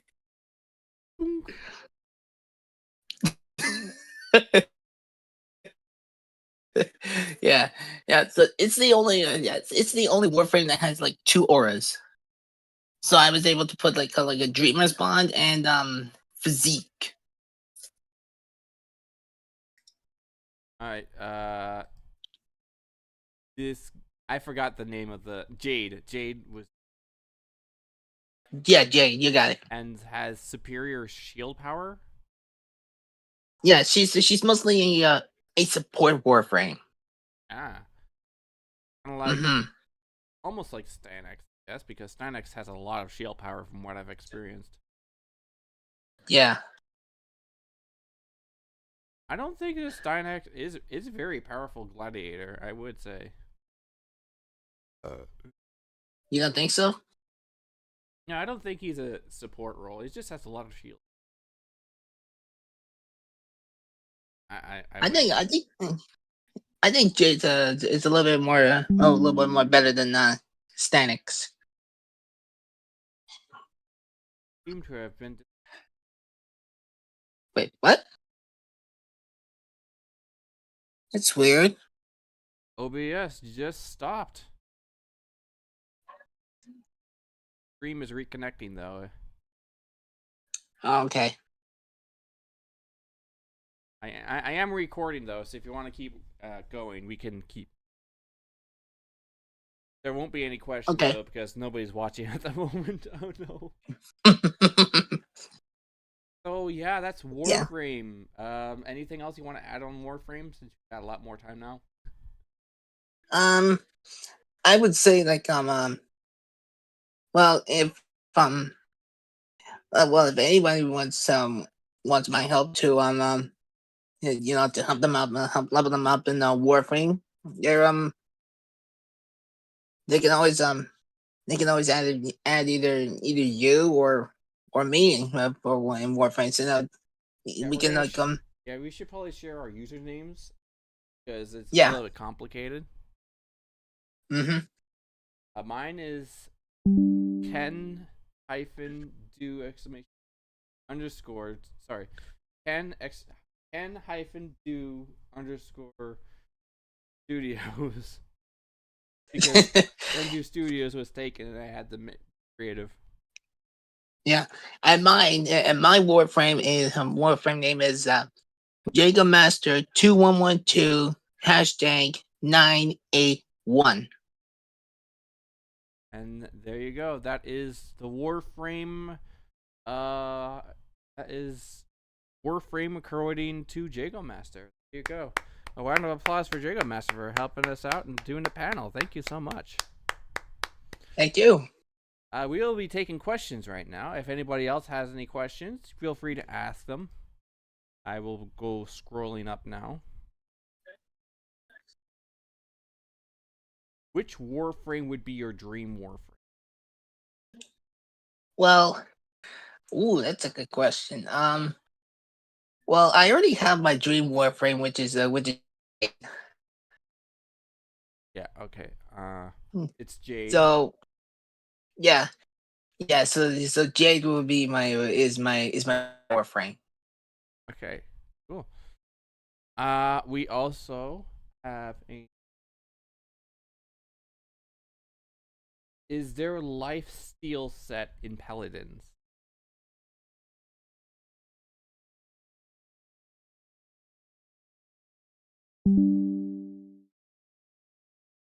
And we disconnected again. Jade? Jade? I think we lost connection with Jade.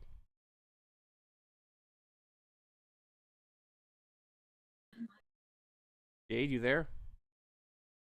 Yeah, I'm here. All I'm right, still here. we had one more question.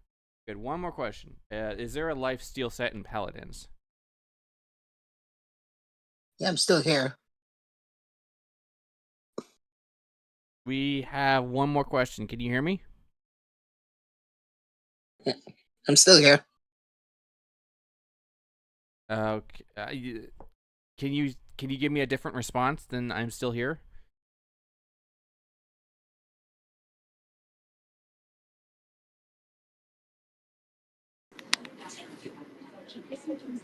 Jade. I think we're having some technical issues yet. I think we'll leave it there then. We'll I guess we'll see the answer. Yeah, I'm still here. Oh, there you are. I hear myself now. That was weird. Yeah. Okay, so Hmm. one quick question: does the Paladins have a life steal set? Um. I don't think it does, but I think like there's like one champion who can actually regen his health just by sprinting, and that's Victor. Well, now I want Victor. Well, thank you so much Yeah, for I coming. would. Yeah, Sorry. Yeah, we got to get on out here yeah. and wait for the next person. But All anything right. else you want to add? I guess not. All right. Thank you so much for listening, Jago, and for talking to us and about Paladins. I never even know about Paladins until just now, so that was a really good find. Thank you for sharing. And if you're interested in Paladins or Warframe, you know, come consider joining the Discord and talking about all things Warframe and actually getting to know each other as friends. But we will take a 5-minute break here because we seem to Yeah, be absolutely. You'll have a lot of fun here. we will need to do some restarts because it is coming in and out and in and out, and I have no idea what's going on. So we're gonna do a quick restart here, and when we come back, we will continue the second half of the last portion, and then it's DJ time. So stay tuned for that. That's gonna be fun. Hello, everyone. Welcome to the next segment of the Friendship on Air convention. And this will be a gaming spotlight, as the next few segments is going to be overlapped because of the technical issues that we have made. So we're going to make this into a gaming spotlight. So, chat, have you ever seen the game Populous the Beginning? Oh my goodness. It has been one of the oldest games that I've ever seen that have ever been played on a laptop. And it is one of my favorites from back in the day. And I will show you how groundbreaking it is back in the day. First of all, we have to know that it has 3-dimensional globe with 2-dimensional sprites. So that's the first thing you gotta know. And first of all, I got 2 of these. I got Populous the Beginning Undiscovered Worlds, which is the expanded, and then we have the original, which is what we're going to be playing today. We're going to be playing the original Populous the Beginning. It's been made by this company called Bullfrog, which has been bought out by Bullfrog.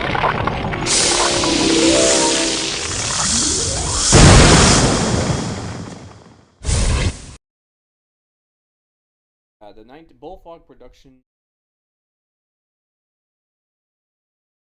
people that have made this game, and it's a 3D. I'll play the rolling dilemma while I talk about it. It is a Kai. Ka. It is a 3D globe world with a lot of 2D sprites, basically. And you play as these people, and your goal is to actually conquer the entire universe. There's a whole universe to this. Like, there's a whole space universe to this. And I wanted to bring it up because, well, it's kind of neat. And I just want to... Hey, am I... It says I'm live, but I don't see myself as live at the moment. We're having some technical issues again. I cannot verify that I am live right now. Please wait while we try to figure out what's going on.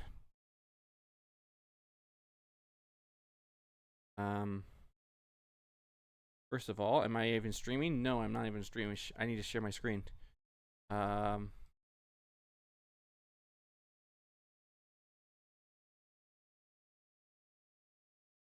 There's my screen. It's there. But I want to be on top of it.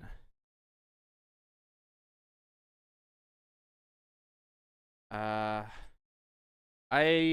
fudged it up. I did not. I fudged something up and I don't know what I did. Uh-oh. Uh-oh, chat. I fudged something up and I don't know what happened. Give me a second here. I'm having technical issues.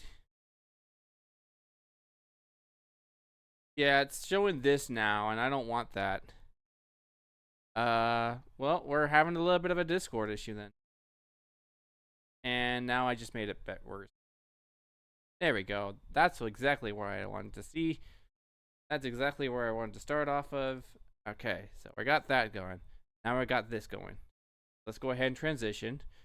And let's go ahead and verify that we're actually on the air because I can't verify at the moment. It's a good thing I started early. It's gonna be an hour, I guess.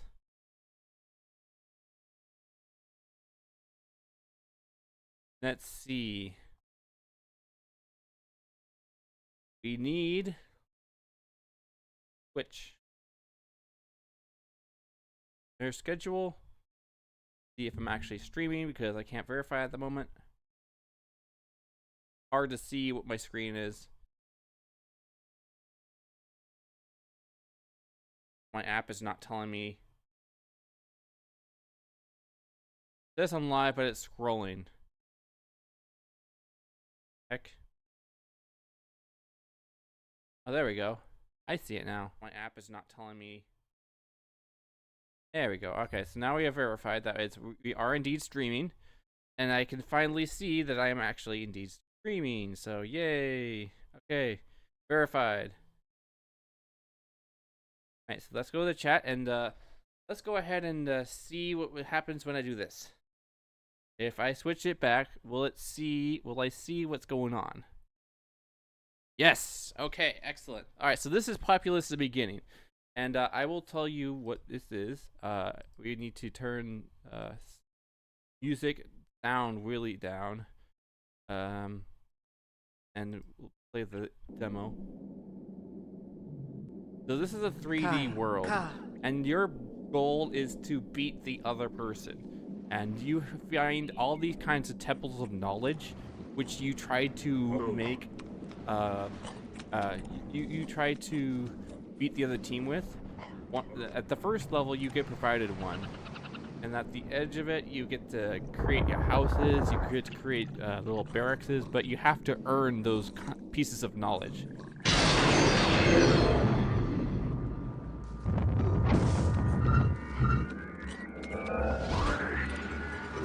This was back in 1998.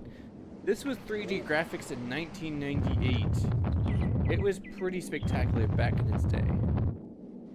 So there was like these 3D graphics and 2D sprites just playing around. But here's another.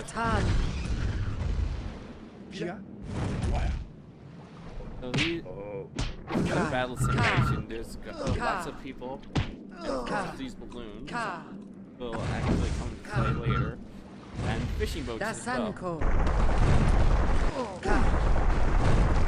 You get to ruin people's lives by doing terrain generation. And then you can just spawn in tornadoes. Bye-bye. Unaga. And you can spawn in wasp or fire or whatever. Your goal is to destroy the other creature's leader, which is capable of doing the same spells as you are. So so this is the main UI, and Tsunama. you get to convert wild men into your own tribe. That's the whole point. Is to collect as many people as you can to create little pieces of land, and then you chop these trees. And then all you have to do is, you know, make the land as flat as you can. I know what the problem with these people raising their hands, though. Whenever the people raise their hands, it means that they can't reach the destination. And if you leave them long enough, they'll start getting dizzy, and then they'll pass out and die. So you need to make sure that they are not actually having their hands raised up, because if you do that for a long period of time, they will die. Here's another battle simulation. There's a lot of look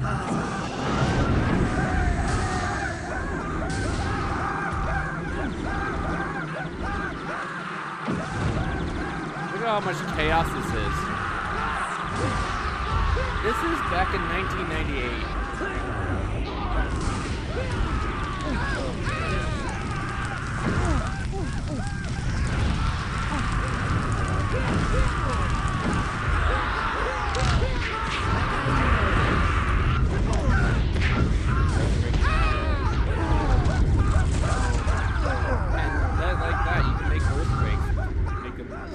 Planiat. At the level flat land. Whoa.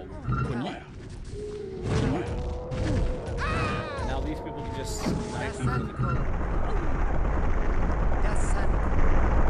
And she's sinking. He's being chased. He's being chased by this little demon. And there goes the dragon. He dead. He dead. He dead, chat. Now this is just a rolling demo. Imagine playing this in real life. You can. It's available on EA right now, and it's the only place you can find this game. Okay? It is totally nostalgic. I remember playing the demo when this came out, and I was like, I want to play this game for real. It's been sitting in my library for the longest time, and I'm thinking about playing it for you guys. Well, here comes the volcano.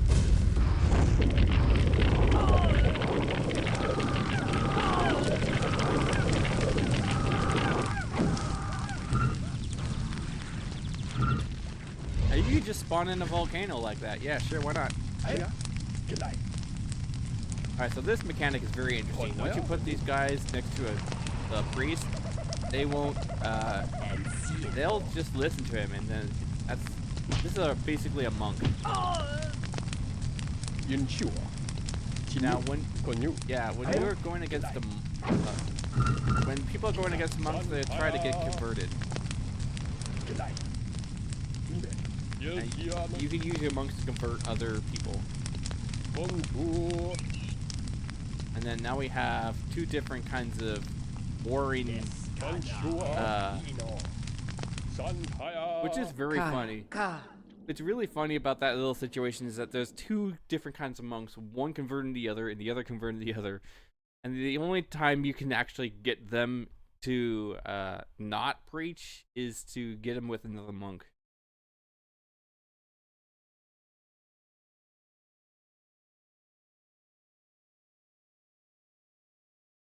I'm gonna go ahead and load in a different game. Give me a second so I can figure out what's going on here. Can you pause this game? There is no pausing in this game. So, once you start, that's how you start. There's no going back. As soon as you start, you start. You have to immediately start your empire. I'm gonna start with a lot of houses, and that will be enough. Hello? Kai. And I'm gonna start converting people. Tsunama. Hey. Hey. Power. Oh, we can start them going on the path. And the funny thing about building your empire Kai. is that you can't just place things anywhere like Age of Empires you can. You have to build it gradually from your circle right there, which is where your leader comes from. Tsunama. So yep, I am gonna basically just grab all these people. We're gonna start building a tower over here. If we can.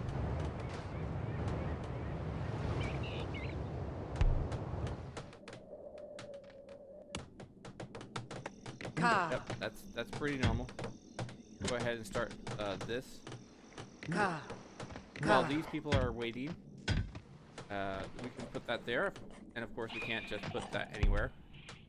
Put this spacebar to rotate, and like that. Kai. I'll keep guard. over Ka. there. We're gonna need that to progress. Ka. For now, we're gonna need to here. Hey. You can make it. I lost my. I believe you just right-click the Shaman, and we can. Kinza. This is a point-and-click game, so I know you want to do it like Age of Empires, but that's not how you do it.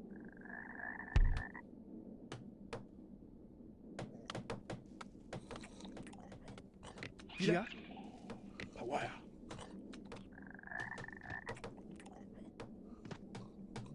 I'm gonna start immediately with an attack.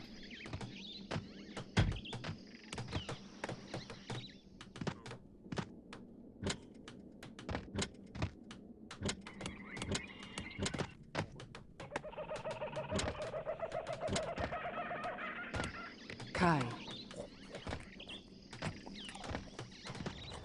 I'm gonna start by building a Ka. Ka. Shaman over here.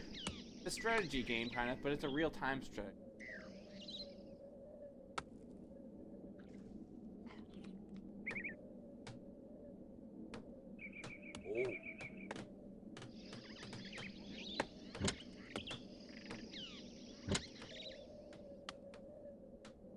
Get enough. Get enough.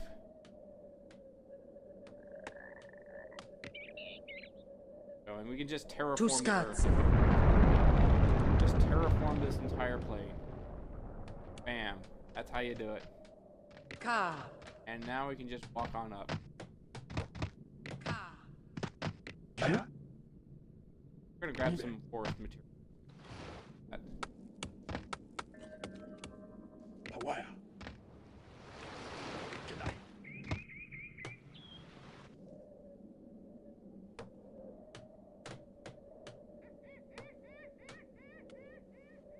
Climb up this mountain. Climb it up. Hopefully that'll be enough. Now I should be able to get enough warning with my Kai. No. I should start my lightning bolts now. Have enough mana. Yep. This has a mana system.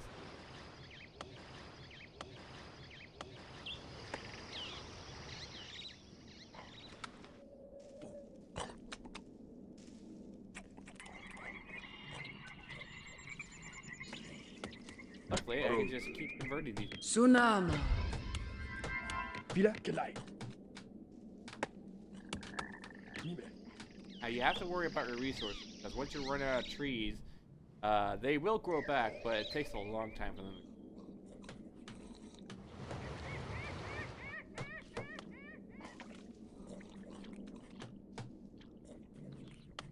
Ko Nyuraka.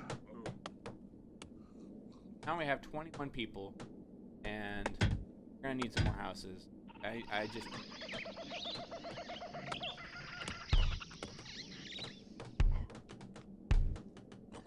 have some of them queued up, but we won't have anyone play them because they will usually just get built automatically. I'm fine with that. Maya. Nime. Kawaya. Nuraka. Kinza. Gelai. Kinza. Nime. Nuraka. You're stuck now, aren't you?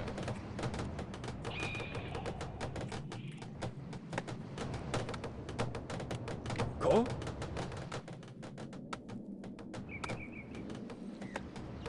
Hey. Kinza. Kalu. Yeah, he's stuck there. He needs to... He's stuck there now. Tsunama. How did you miss? Tsunama. Maya. Nuraka.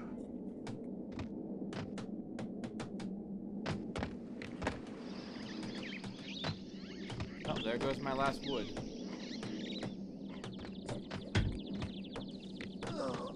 Kai. Yeah, and he finally died.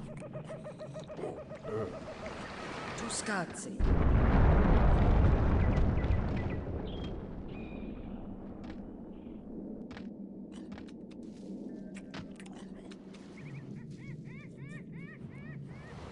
Oh, the tower's done, which means I can now select this. Good job, people. Good job. You got yourself done.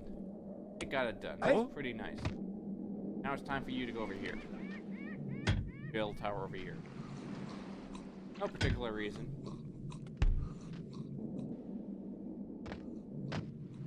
Villa.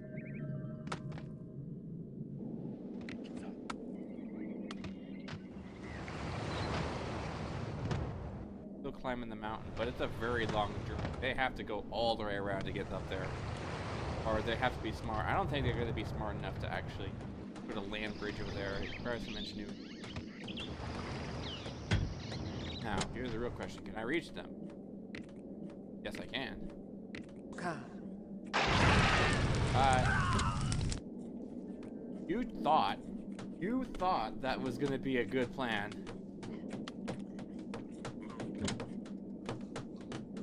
Tuscazzi. Also, I'm just going to block off that path. Guys, come Taka. I just built a wall. It was free. Huh? On you. Maya. Gelai. Onshia. On you. Konaya. Inshia.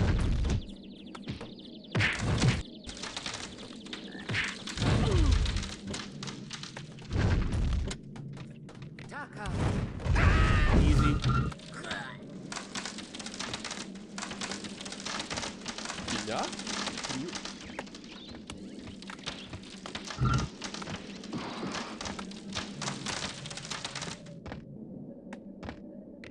Il Tiano. Bonjour. Bonjour. Bonjour. Bonjour. Now we got a wall and they cannot cross it. At least not that I think of. Bonjour. Now I have lots of time. That's what I wanted to do. That's the first step in this map. I've played this map before in the demo. Bonjour. Gentua. Excuse me.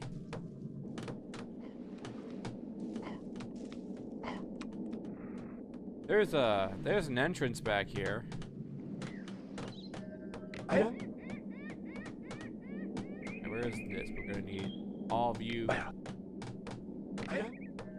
Nuraka. Konaya. Kinza.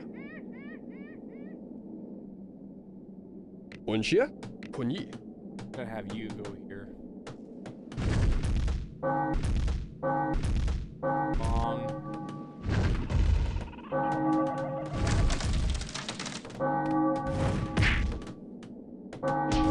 Villa. Yunchu.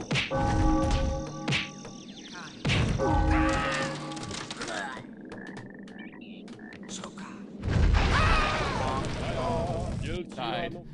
Literally dead. Bonjour. Sandhaya. Here. Alright, so we need to fix this part because apparently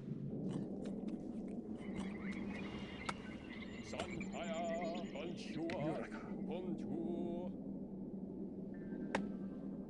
homeschool.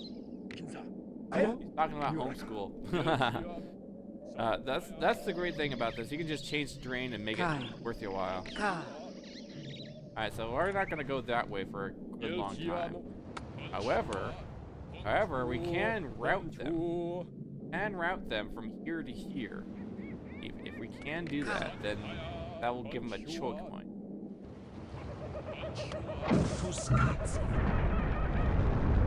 Oh, they are smart enough. They are smart enough. Ka.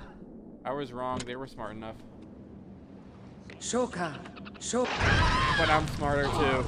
And that just killed the entire Try to get up here, will ya?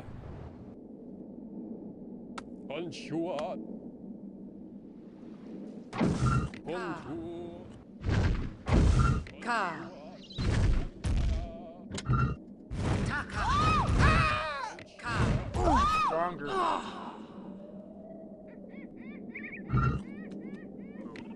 Kelyo? Koni. Alright, so now we need to protect this part. Ina? Konchia? Konchia? Konyu. Alright, that part is now protected. Aya? And you all need to come here. I don't need all you there, but be nice.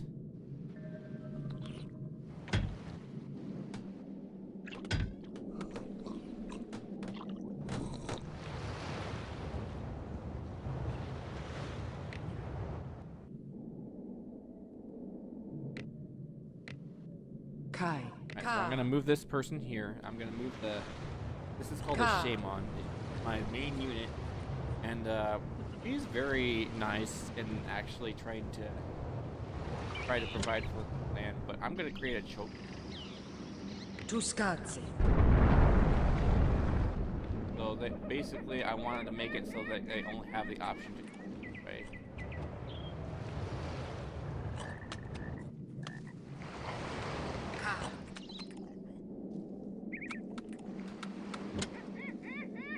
Tuscazzi.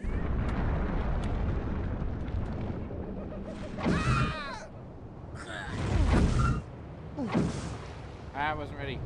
Shoka.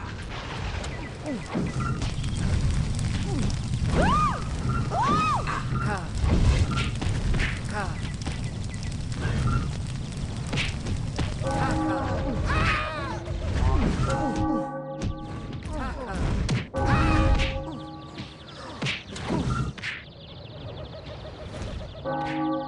Taka. Taka.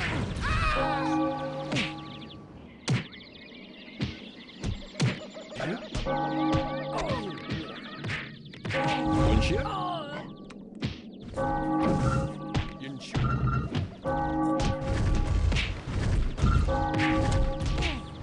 Taka.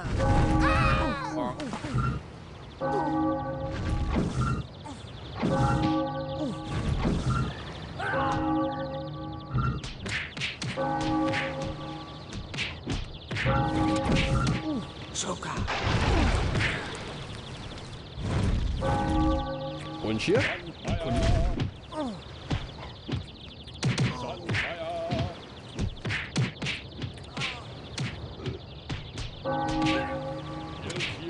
Look, I'm trying. Taka. I just pushed him along, didn't I? Kelyo? Konyu. Konchia? Tinu. Kelyo? Konyu.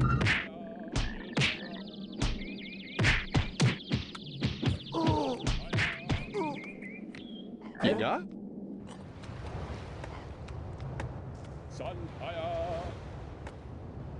Well, now we're making some progress. I only have 18 people, though. That's problematic.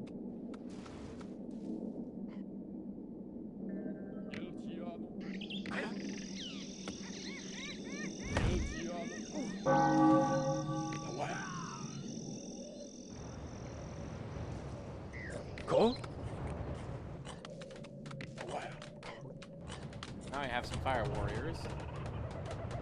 They're gonna be great for. Bunchia, Pony. Aya, Mime.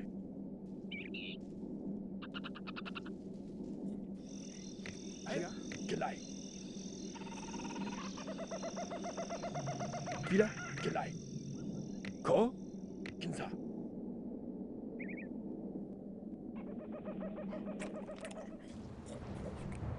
It should be pretty fine for those people. Something really radical happens.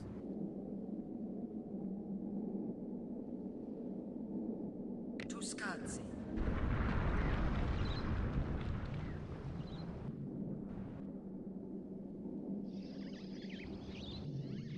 Bunchia. Oh. Yeah, they're coming this way again. Shoka. Bye. Geltiano. Bonjour.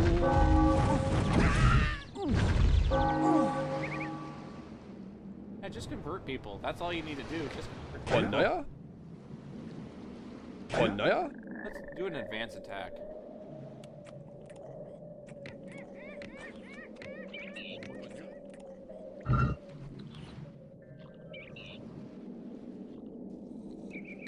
Chayo. Pony.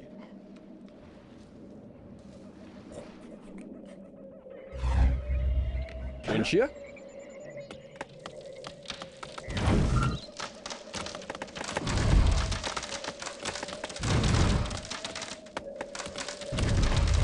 Geltiano. Geltiano. Bonjour. Bonjour. Geltiano.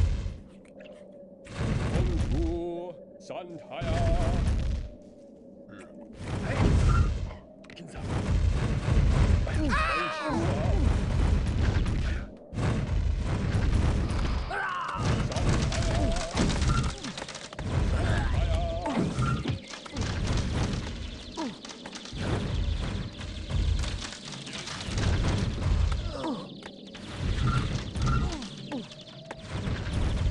Ja?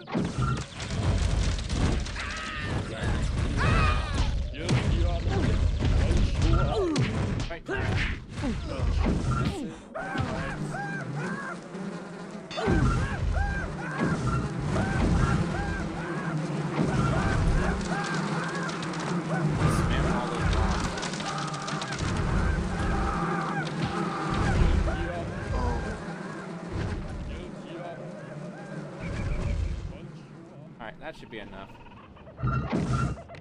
Ja? Retreat.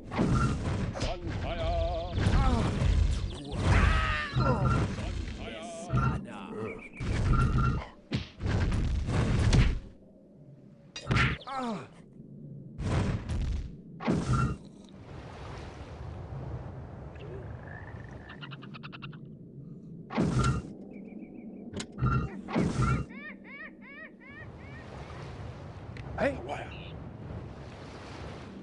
Alright, so we need to do a little bit more converting. Get there, guys, and put Aya, Kinsa. Aya, Kinsa.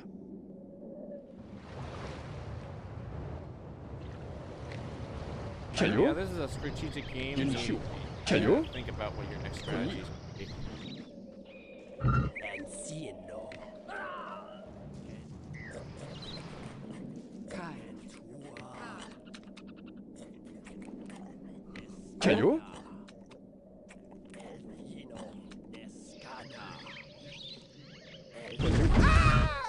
Konyu.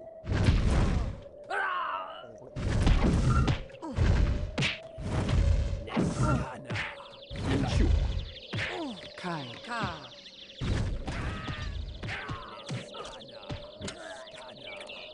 Tu scazzi. Shortcut.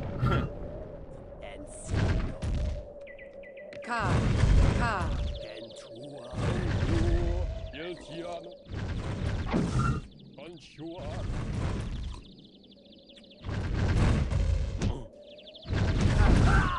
이냐? 인치워.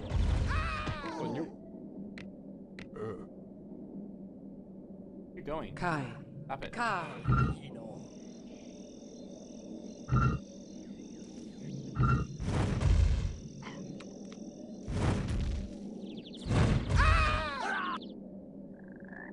Protect him for a while. I just need that. Kalu? Alright, the trees are back. We should build more houses.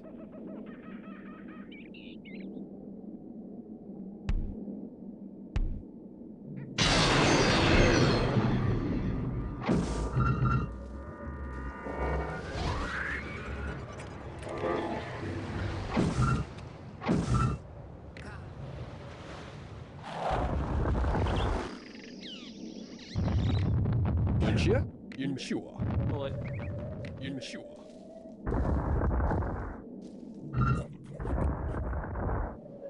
Give him something to think Bonnie. about. 마야.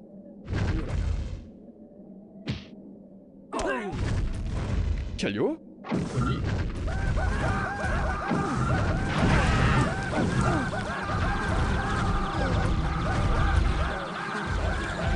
Give him a little bit of chaos to think about. Kai. Ka. 인치야? 마야. 아이. 켈요? 번이. Kai. Ka. Ka. Ka. Ka. 아이. 인사. Kai. Ka.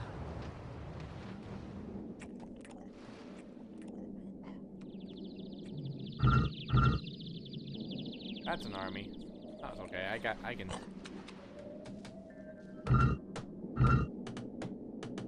아이.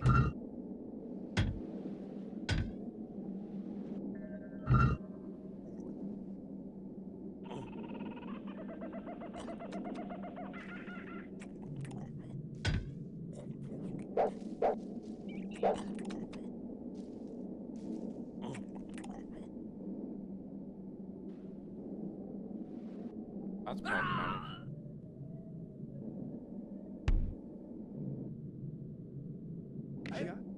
Everybody on this part.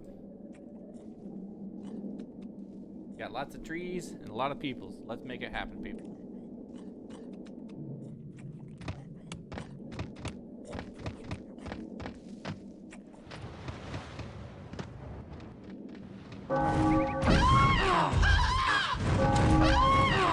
Soka. Bye.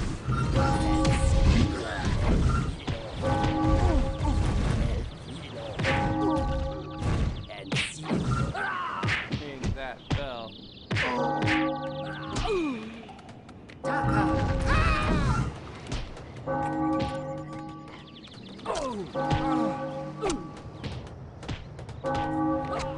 인치야? 켈요? 켈요? 번유야. 번나야? 인치. Alright, I think it's time for another advanced settlement. 어?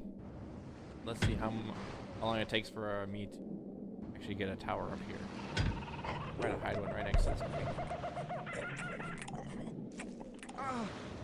인사. 이냐?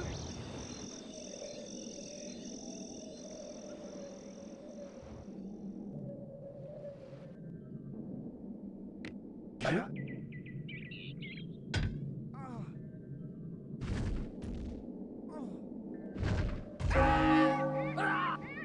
Bonk. They're trying. Oh, they're trying. 아이.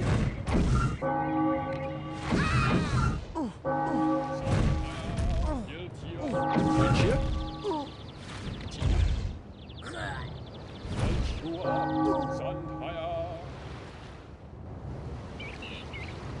They've got a little bit of an advanced force here.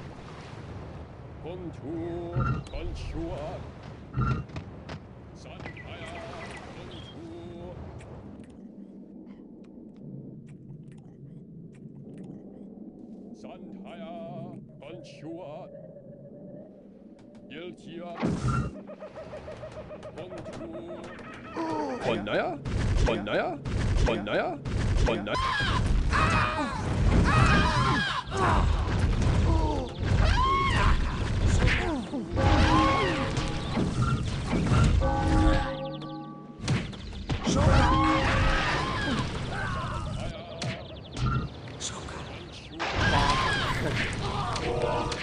Yenshu.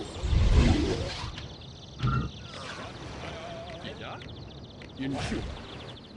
Bontu. Hey, Bontu. Sandhaya. Bontu. Yiltia. Kai. You're gonna go here. Sandhaya. Bonchua. Bonchua. Kai. Bonchua. Ka. You've made an advancement. Yiltia.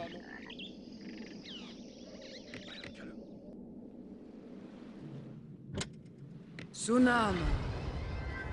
Kalu.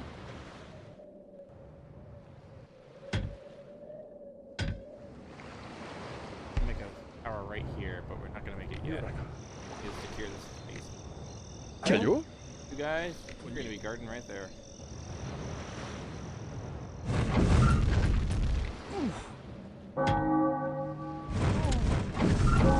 Taka.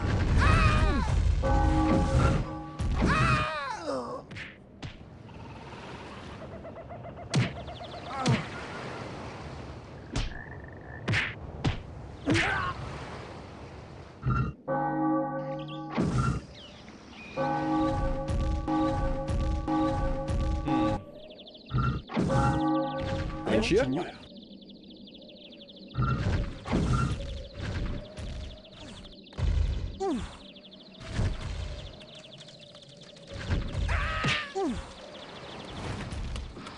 Yeah.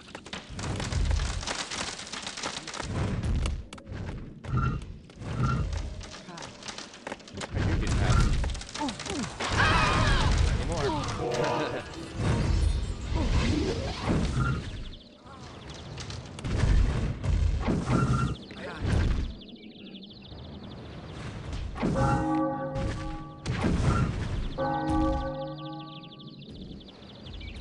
Kalu.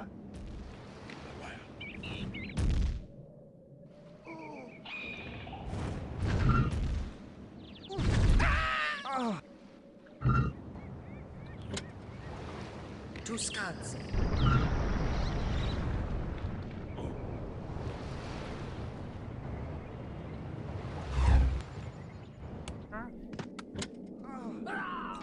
Pretty sure I'll spawn kill him. Honaya. Koni.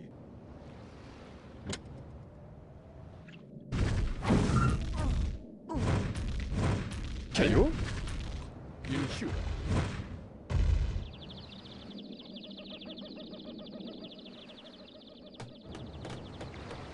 Bonchia. Tinyu. Tinyu.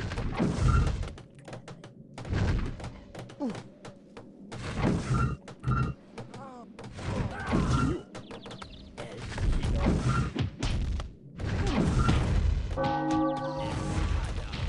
Kalu.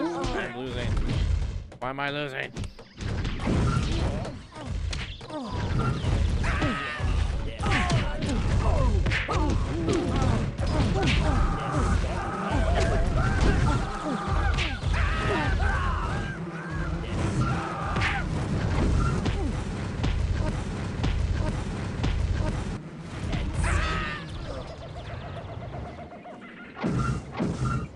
They're hidden way back here.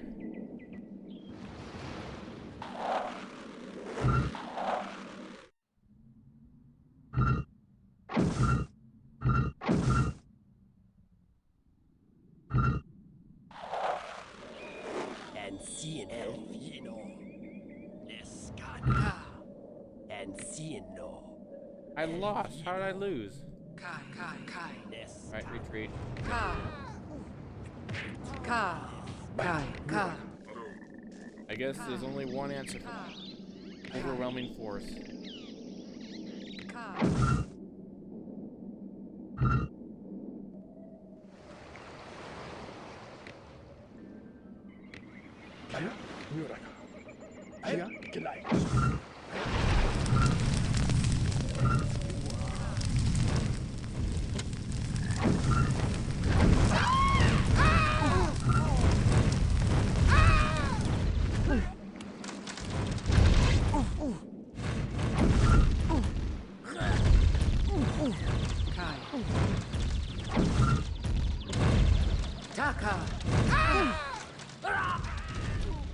my own dude that I just killed. Friendly fire would not be tolerated.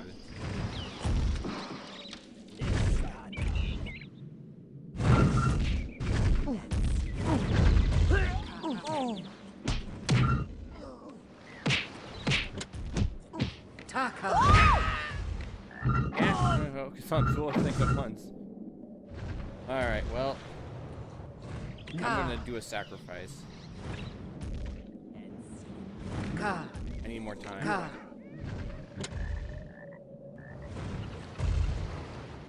I need more. Tuskadze.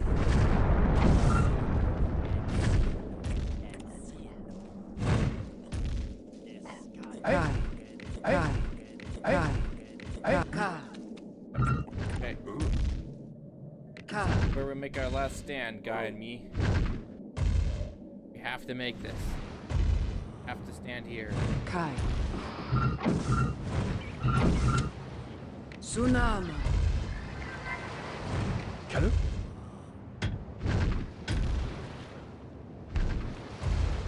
Kai. Ka. See how much we can make of 3 people, huh? Aya? Nyuraka.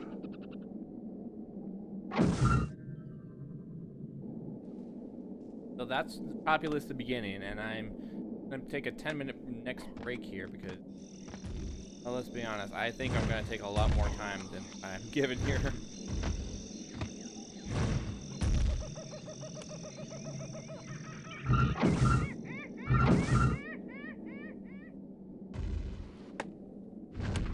Kai.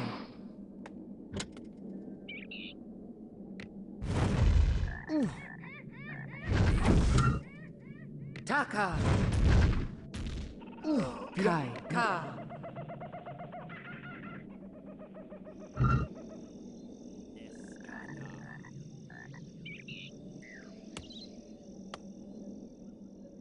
Neskana.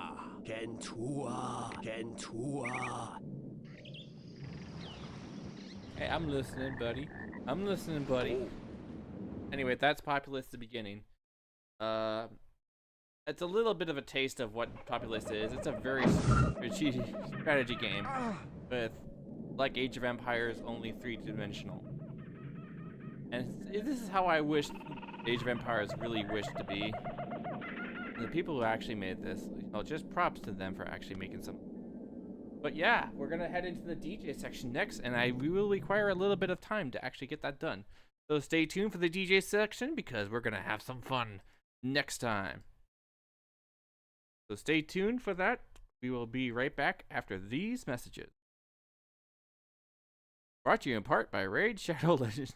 Kidding. Kidding.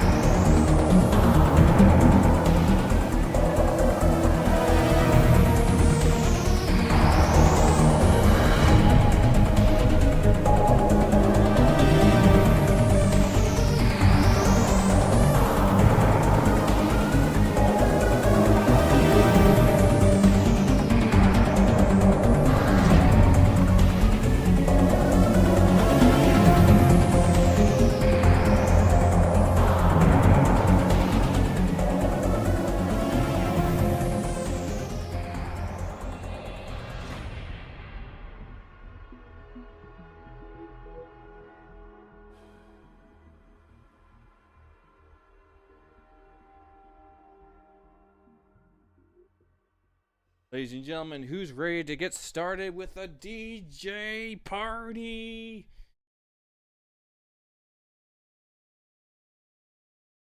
Are you ready to go AWOL? Let me hear you. Yeah. Let's get this party started.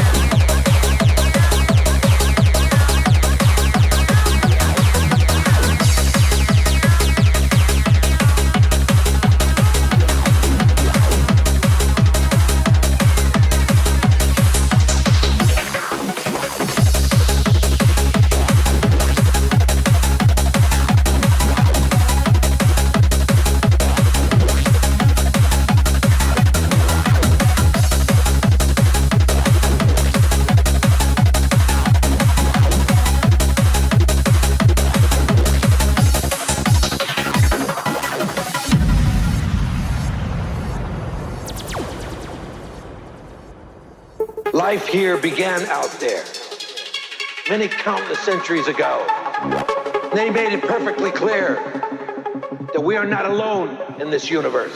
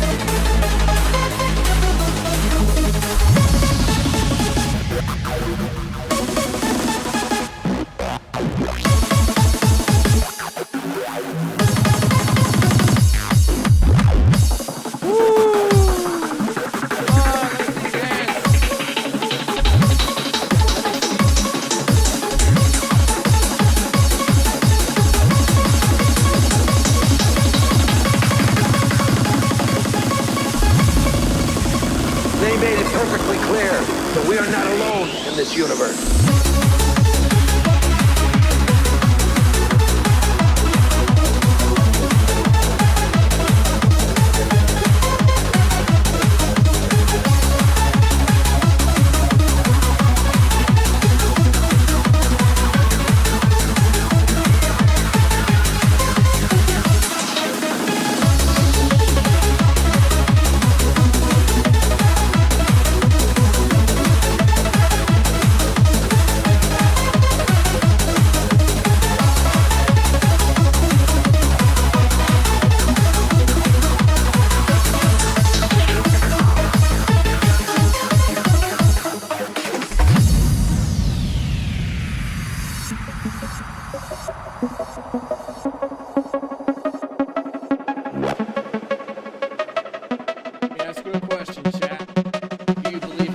They traveled far and made their home upon a planet called Earth, which circled a distant and unknown star. You will. Don't start believing that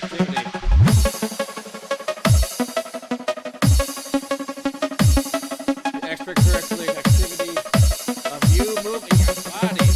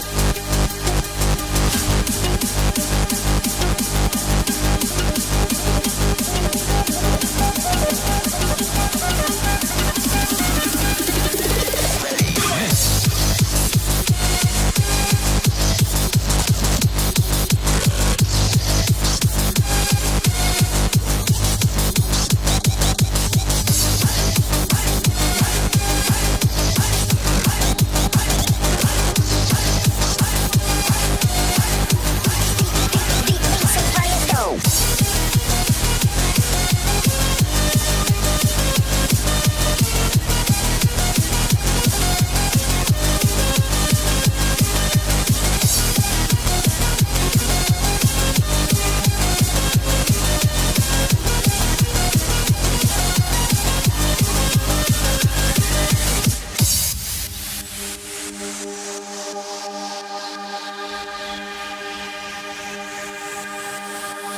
ready for some woe?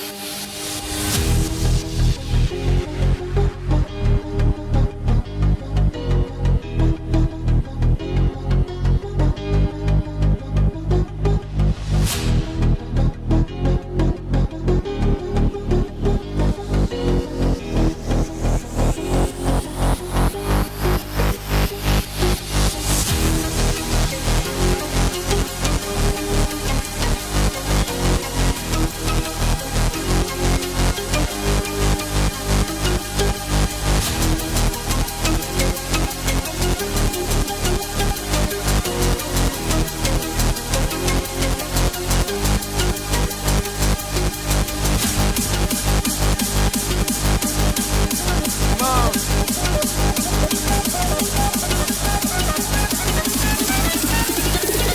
Let's win.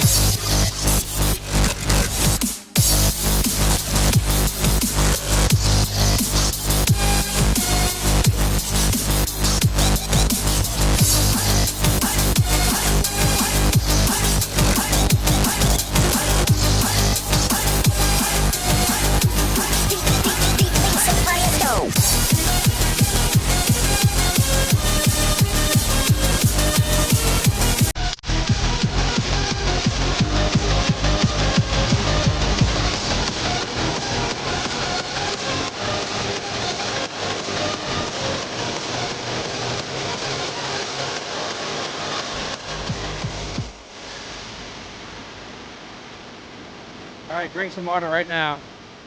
In the early morning. Drink some water. I would suggest it.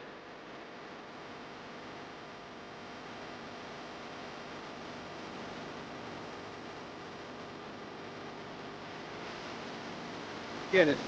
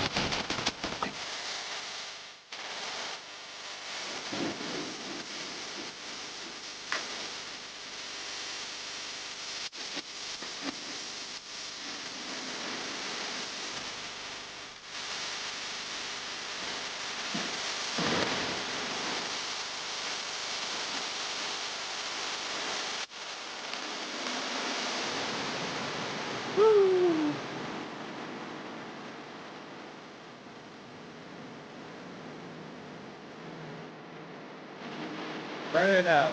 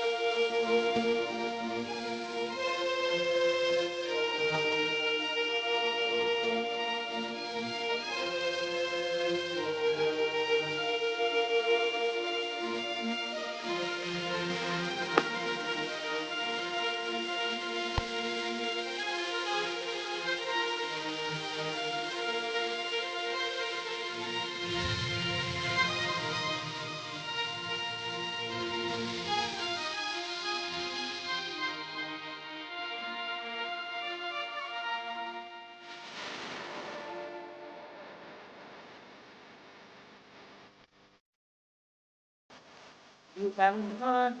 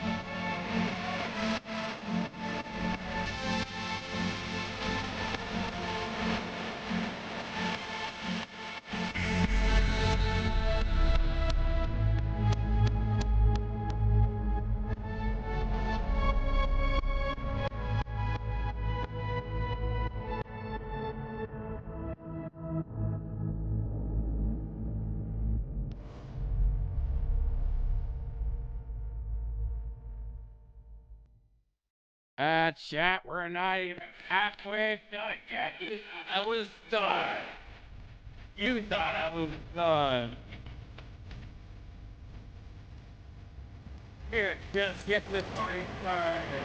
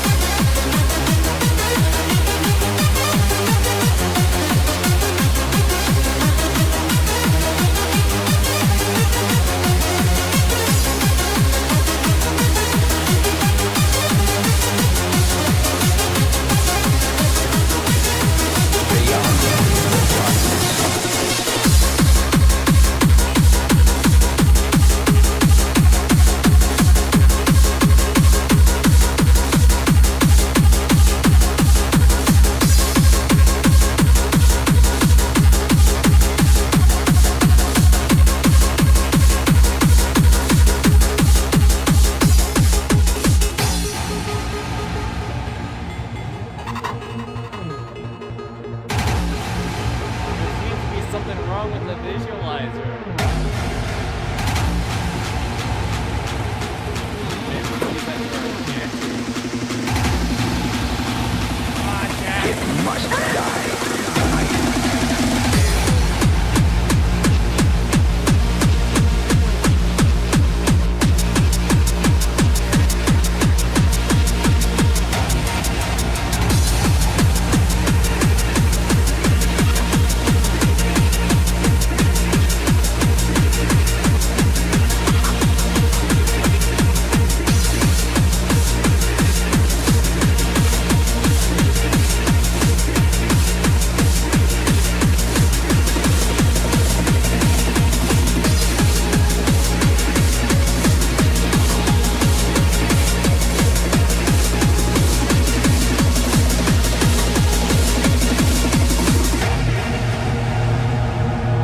Beyond the darkness, it must die tonight.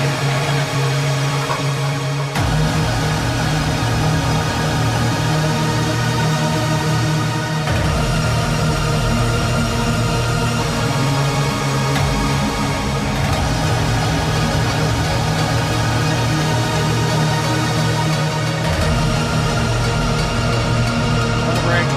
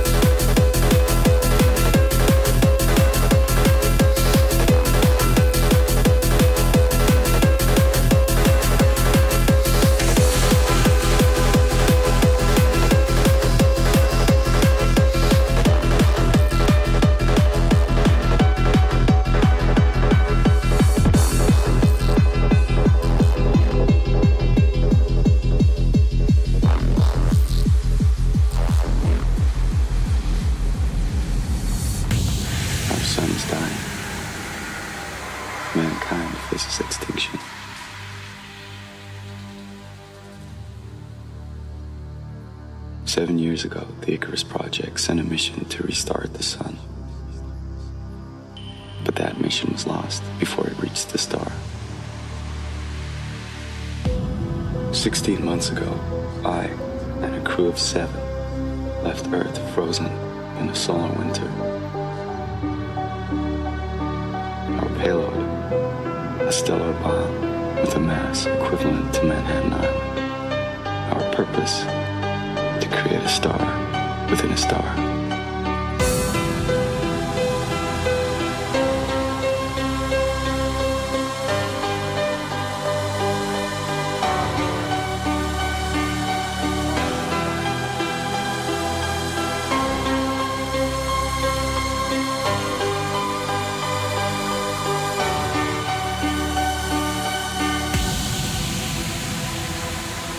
Establishing new alignment to sun.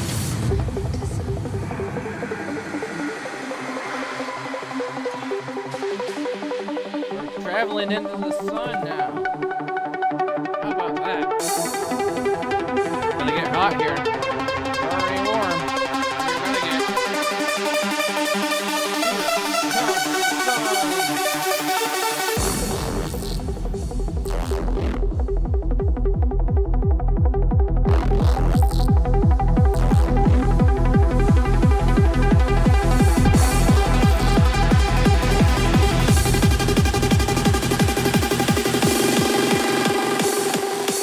Establishing new alignment to sun.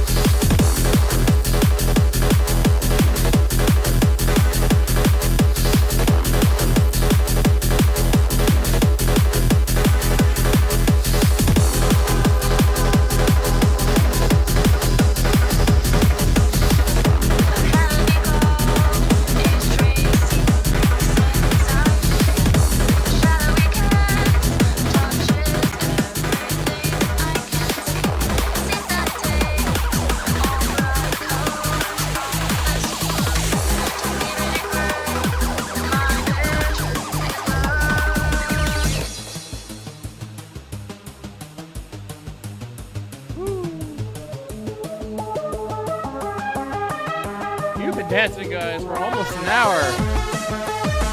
Why don't you celebrate that for a minute?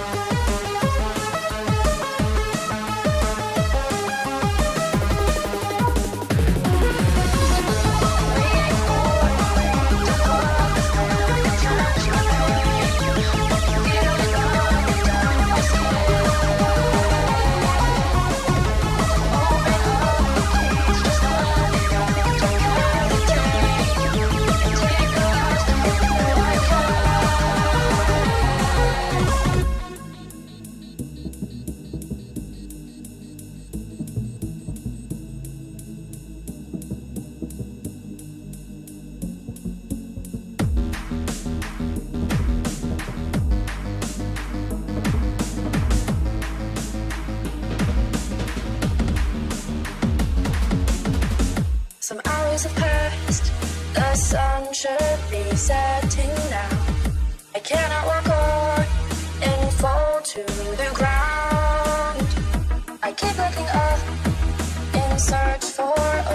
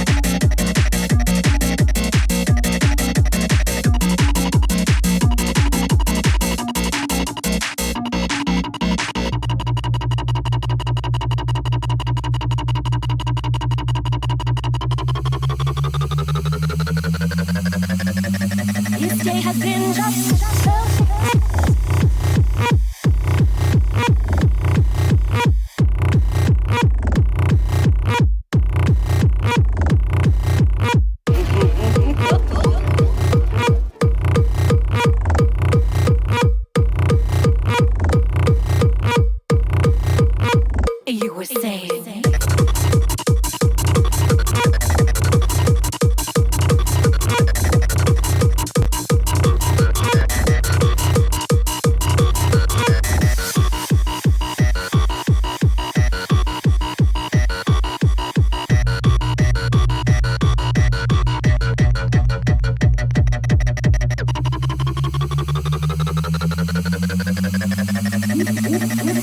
This day has been just perfect. The kind of day in which I dreamed since I was small.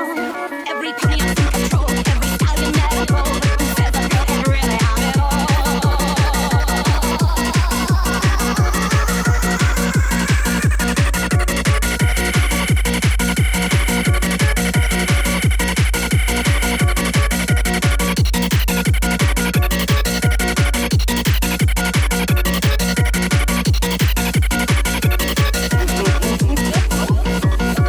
This day has been just perfect. The kind of day in which I dreamed since I was small. Every pony I to control, every stallion that I'm cold. Who says a girl can really have it all?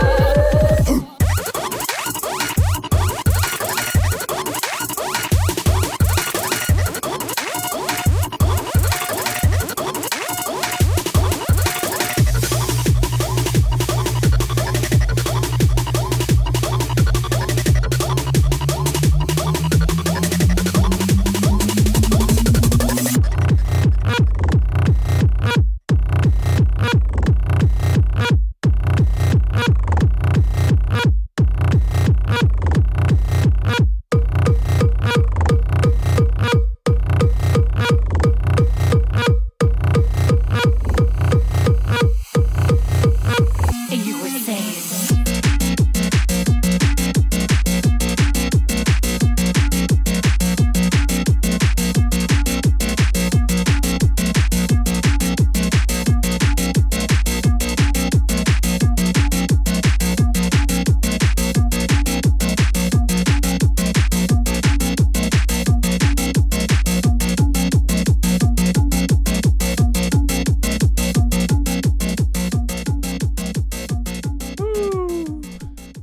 All right.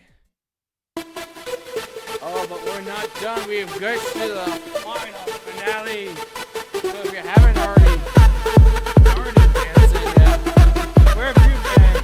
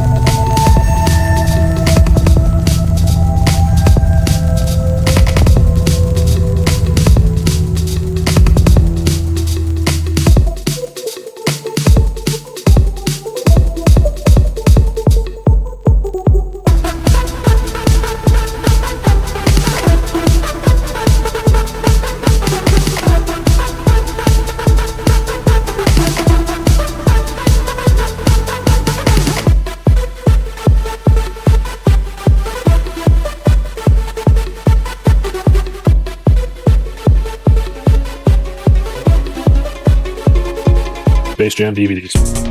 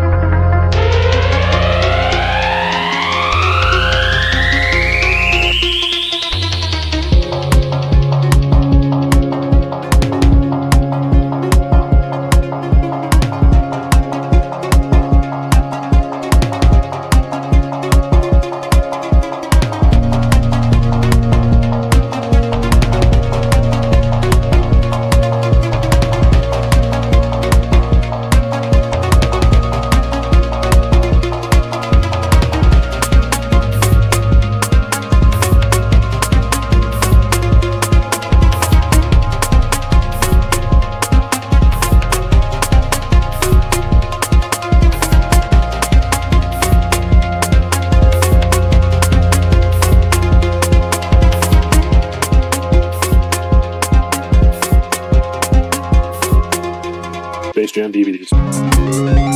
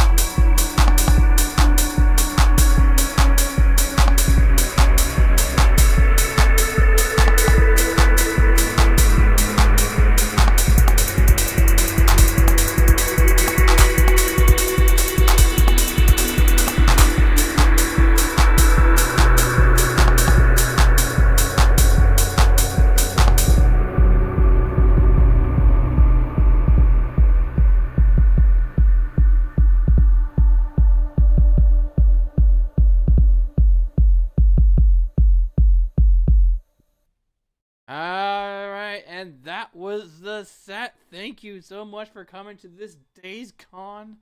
I really appreciate every single one of you who stayed, who danced, who had fun. And that is day 3. That concludes day 3 of Friendship on Air. Tune in next week where keep in. We'll have a last set of panels. And we'll go to the closing ceremonies. Everybody will have to say goodbye. But there will be a surprise. There will definitely be a surprise announcement during the closing ceremony. And stay tuned for that. But until then, thank you guys so much for being a part of this. And stay safe and always have friendship.